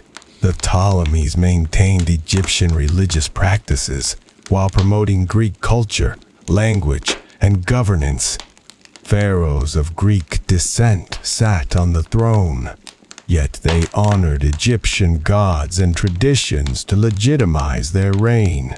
The Ptolemaic period transformed Egypt in profound ways. Cultural fusion, Greek and Egyptian art, architecture, and religion blended. Temples and statues reflected both traditions. Economic prosperity. Trade flourished across the Mediterranean, linking Egypt to Greece, Rome, and beyond. Alexandria became a commercial and intellectual hub. Scientific advancement. The Library of Alexandria attracted scholars, preserving Egyptian knowledge and advancing Hellenistic science, mathematics, and astronomy. Military innovation. Greek phalanxes, combined with Egyptian chariot units, created versatile armies defending both Nile territories and coastal cities. Under the Ptolemies, Egypt became a beacon of learning and culture. Yet the fusion of Greek and Egyptian systems was not without tension. Native Egyptians and Greek settlers sometimes clashed, and political intrigue among the Ptolemaic rulers frequently destabilized the throne. Still, the Ptolemies maintained Egypt's wealth and influence, continuing the legacy of empire established by earlier pharaohs. Egypt's identity endured through centuries of conquest and foreign rule, a testament to the resilience of its culture. From the New Kingdom through the Kushite dynasty, Persian occupation, and now the Hellenistic era, the Nile Valley remained fertile, its temples and monuments a reminder of enduring civilization. Alexander and the Ptolemies had not only conquered Egypt, they had transformed it into a bridge between East and West, creating a legacy that would last for millennia. Egypt's Hellenistic era reached its dramatic apex with Cleopatra VII, the last pharaoh to rule the Nile Valley independently. Born in 69 BCE, Cleopatra inherited a kingdom wealthy, culturally sophisticated, but politically precarious. The Ptolemaic line had survived centuries of intrigue, yet internal strife, Roman expansion, and economic pressures threatened Egypt's sovereignty. Cleopatra was unlike any ruler before her. She spoke multiple languages, including Egyptian, Greek, and several regional dialects, and was well versed in politics, philosophy, and diplomacy. Her intelligence and charisma allowed her to navigate a world dominated by Roman power, positioning herself as both a traditional Egyptian pharaoh and a shrewd player on the Mediterranean stage. Early in her reign, Cleopatra aligned with Julius Caesar to consolidate her rule. Rome, then the dominant power across the Mediterranean, was a threat and an opportunity. Cleopatra used diplomacy, charm, and political acumen to secure military support, stabilize her throne, and maintain Egypt's independence. Their alliance also produced a son, Caesarion, whom she hoped would continue the dynasty. After Caesar's assassination, Cleopatra navigated new challenges with equal skill. She formed a political and romantic alliance with Mark Antony, positioning herself against Octavian in the struggle for control over Rome's empire.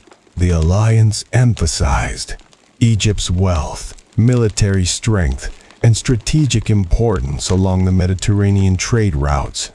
The climactic confrontation came at the Battle of Actium, where Octavian's forces decisively defeated Cleopatra and Antony. Following the loss, both Antony and Cleopatra retreated to Alexandria. Faced with inevitable capture and humiliation, Cleopatra took her own life in 30 BCE, reportedly using a venomous asp, while ensuring her son Caesarion's death would not extend Roman claims over the Ptolemaic dynasty. Cleopatra's death marked the end of millennia of pharaonic rule. Egypt became a province of Rome, losing its political independence but retaining its cultural and economic significance.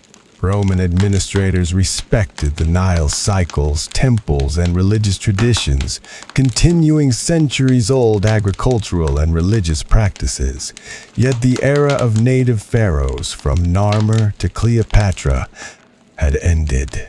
Even as a Roman province, Egypt's legacy endured.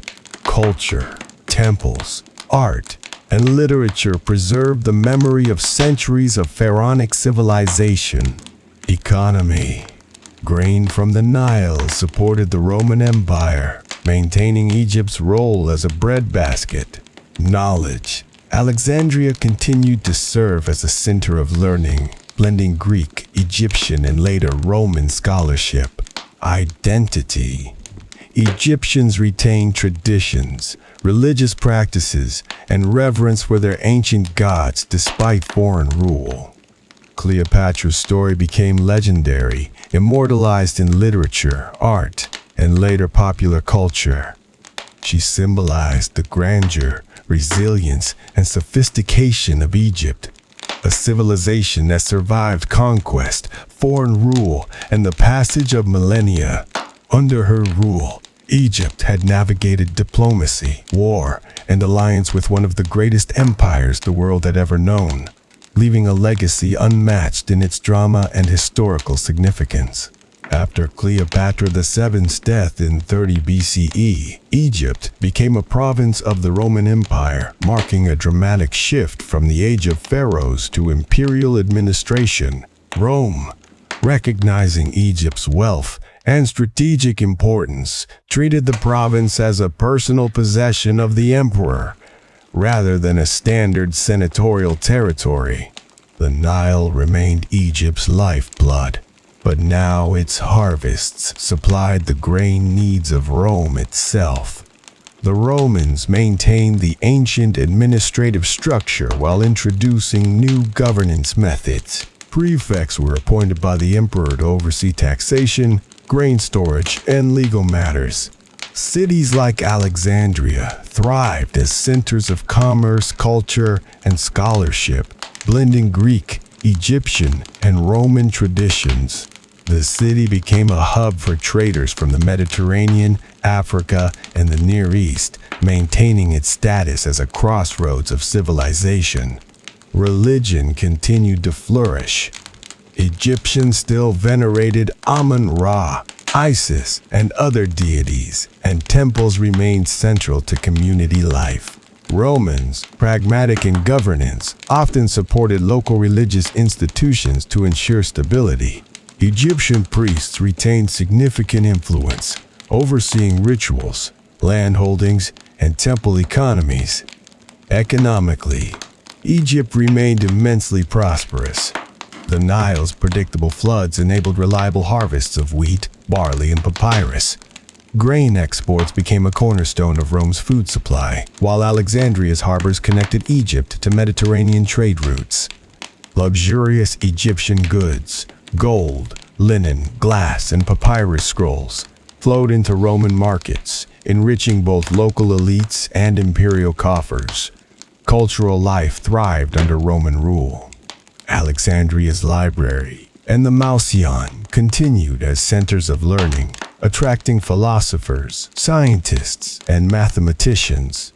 Knowledge of astronomy, medicine, and mathematics flourished, blending Egyptian observation with Greek and Roman scholarship.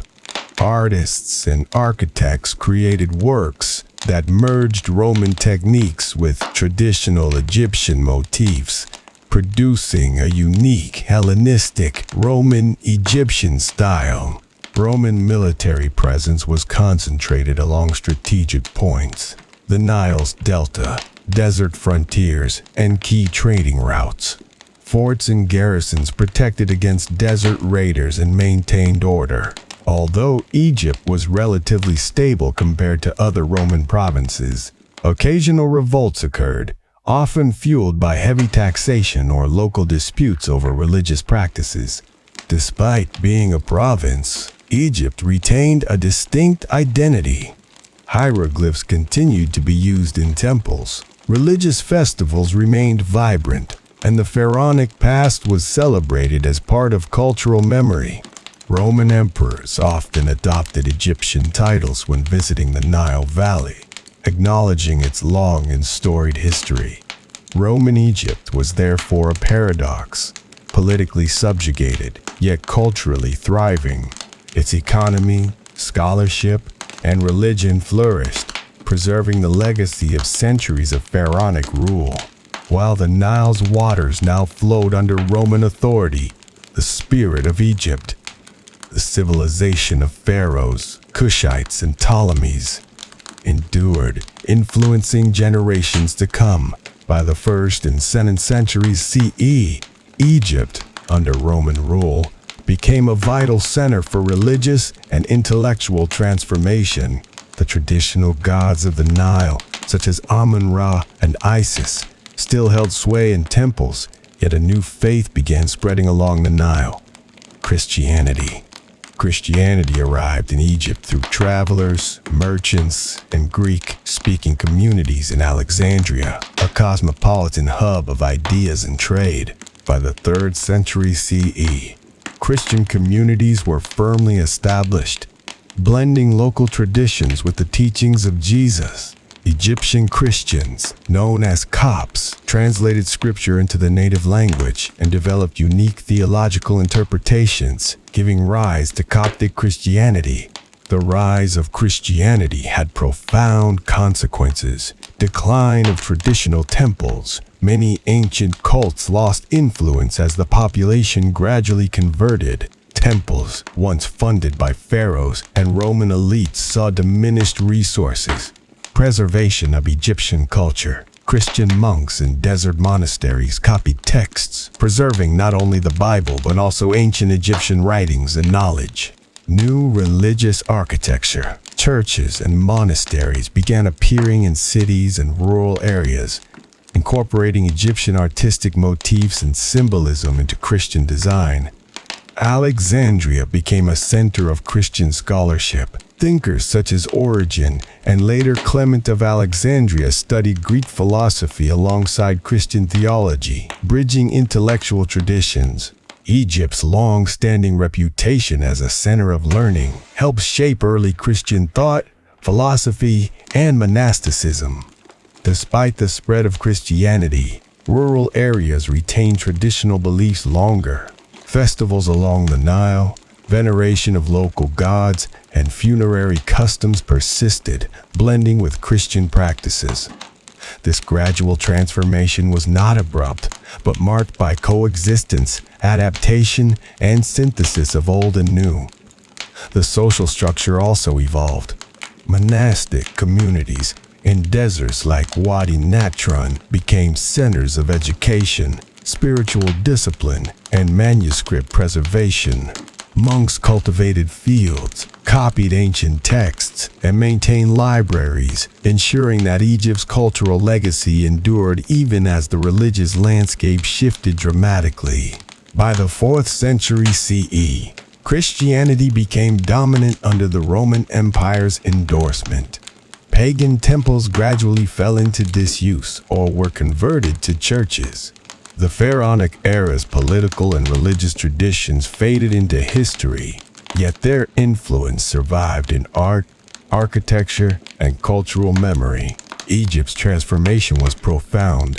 From pharaohs and Cushites to Ptolemies, Romans, and now Christian monks, the civilization adapted to each era while maintaining continuity along the Nile. The Nile itself, eternal and fertile, remained the anchor of life, culture, and memory, a constant amid centuries of change. Following the rise of Christianity, Egypt entered the era of Byzantine rule.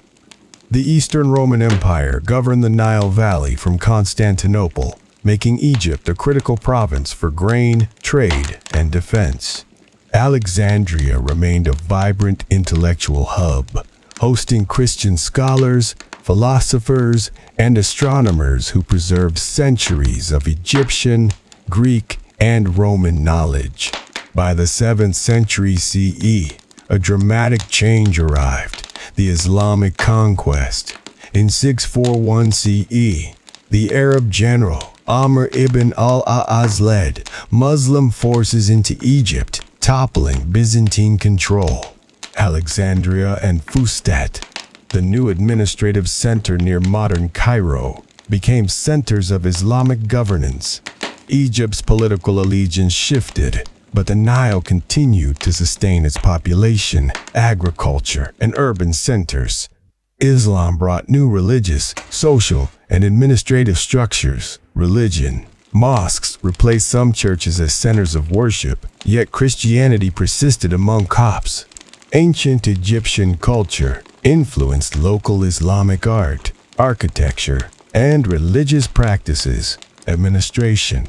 Egypt became a key province of the Rashidun and later Umayyad Caliphates, with governors overseeing taxation, irrigation, and trade. Trade. The Nile facilitated trade with Arabia, Africa, and the Mediterranean, maintaining Egypt's status as a commercial hub. Despite foreign domination, Egyptian cultural identity persisted. Coptic Christians preserved ancient traditions, copying texts and maintaining monasteries. Islamic rulers, meanwhile, admired Egypt's agricultural systems, canals, and knowledge of irrigation, ensuring continuity of the Nile-based civilization. Architecture blended local motifs with Islamic artistry, creating a unique cultural synthesis. Through these centuries, Egypt's civilization demonstrated remarkable resilience. Religious adaptation. Paganism gave way to Christianity, then Islam. But older traditions influenced rituals, festivals, and art. Scholarly preservation. Alexandria, monasteries, and later Islamic institutions safeguarded centuries of accumulated knowledge. Economic stability. The Nile continued to nourish agriculture and trade, sustaining cities and rural communities alike.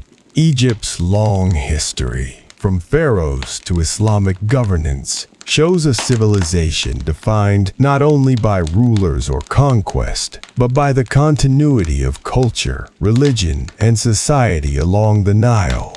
Even as political powers changed, the life of the river and the legacy of millennia endured. From the earliest dynasties of Narmer to the final days of Cleopatra VII, Egypt's history unfolded as a testament to resilience, innovation, and the enduring power of the Nile. Across millennia, the civilization rose, adapted, and thrived despite invasions, foreign domination, and cultural transformation. Architectural and artistic legacy. Egypt's monuments.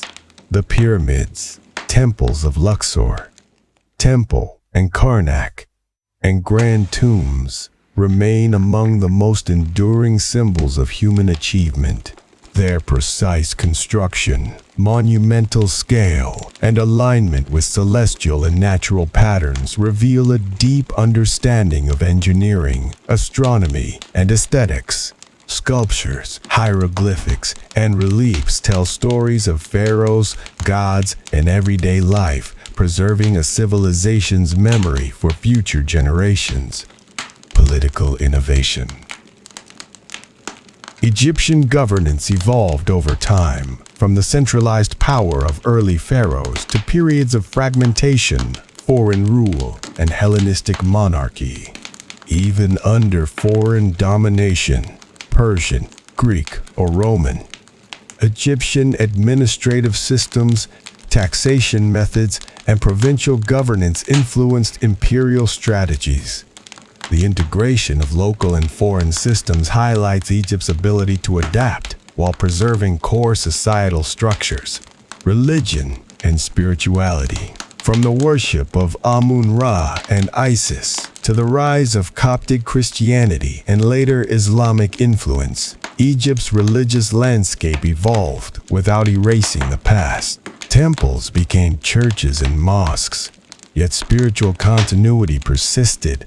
Monastic communities preserved sacred texts, astronomical observations, and medical knowledge, bridging the ancient and medieval worlds.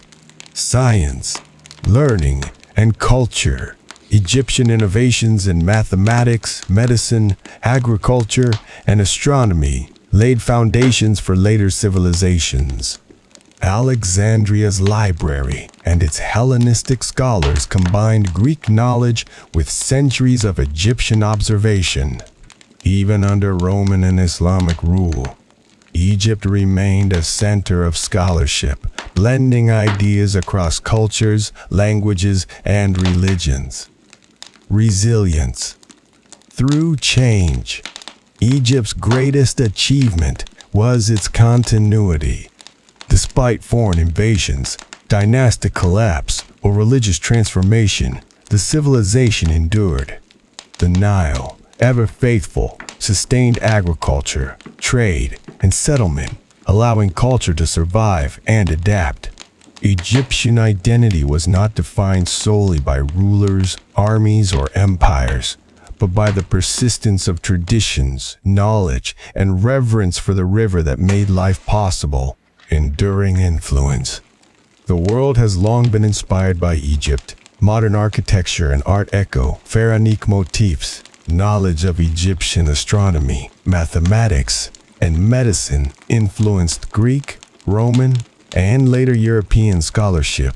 Egypt's symbolic power in literature, religion, and popular imagination endures to this day. The story of Egypt is a story of adaptation and endurance, of civilization rising along a river that has never ceased to nourish life. The legacy of the Nile is eternal, a civilization that, though transformed over millennia, remains immortal in human memory, history, and culture.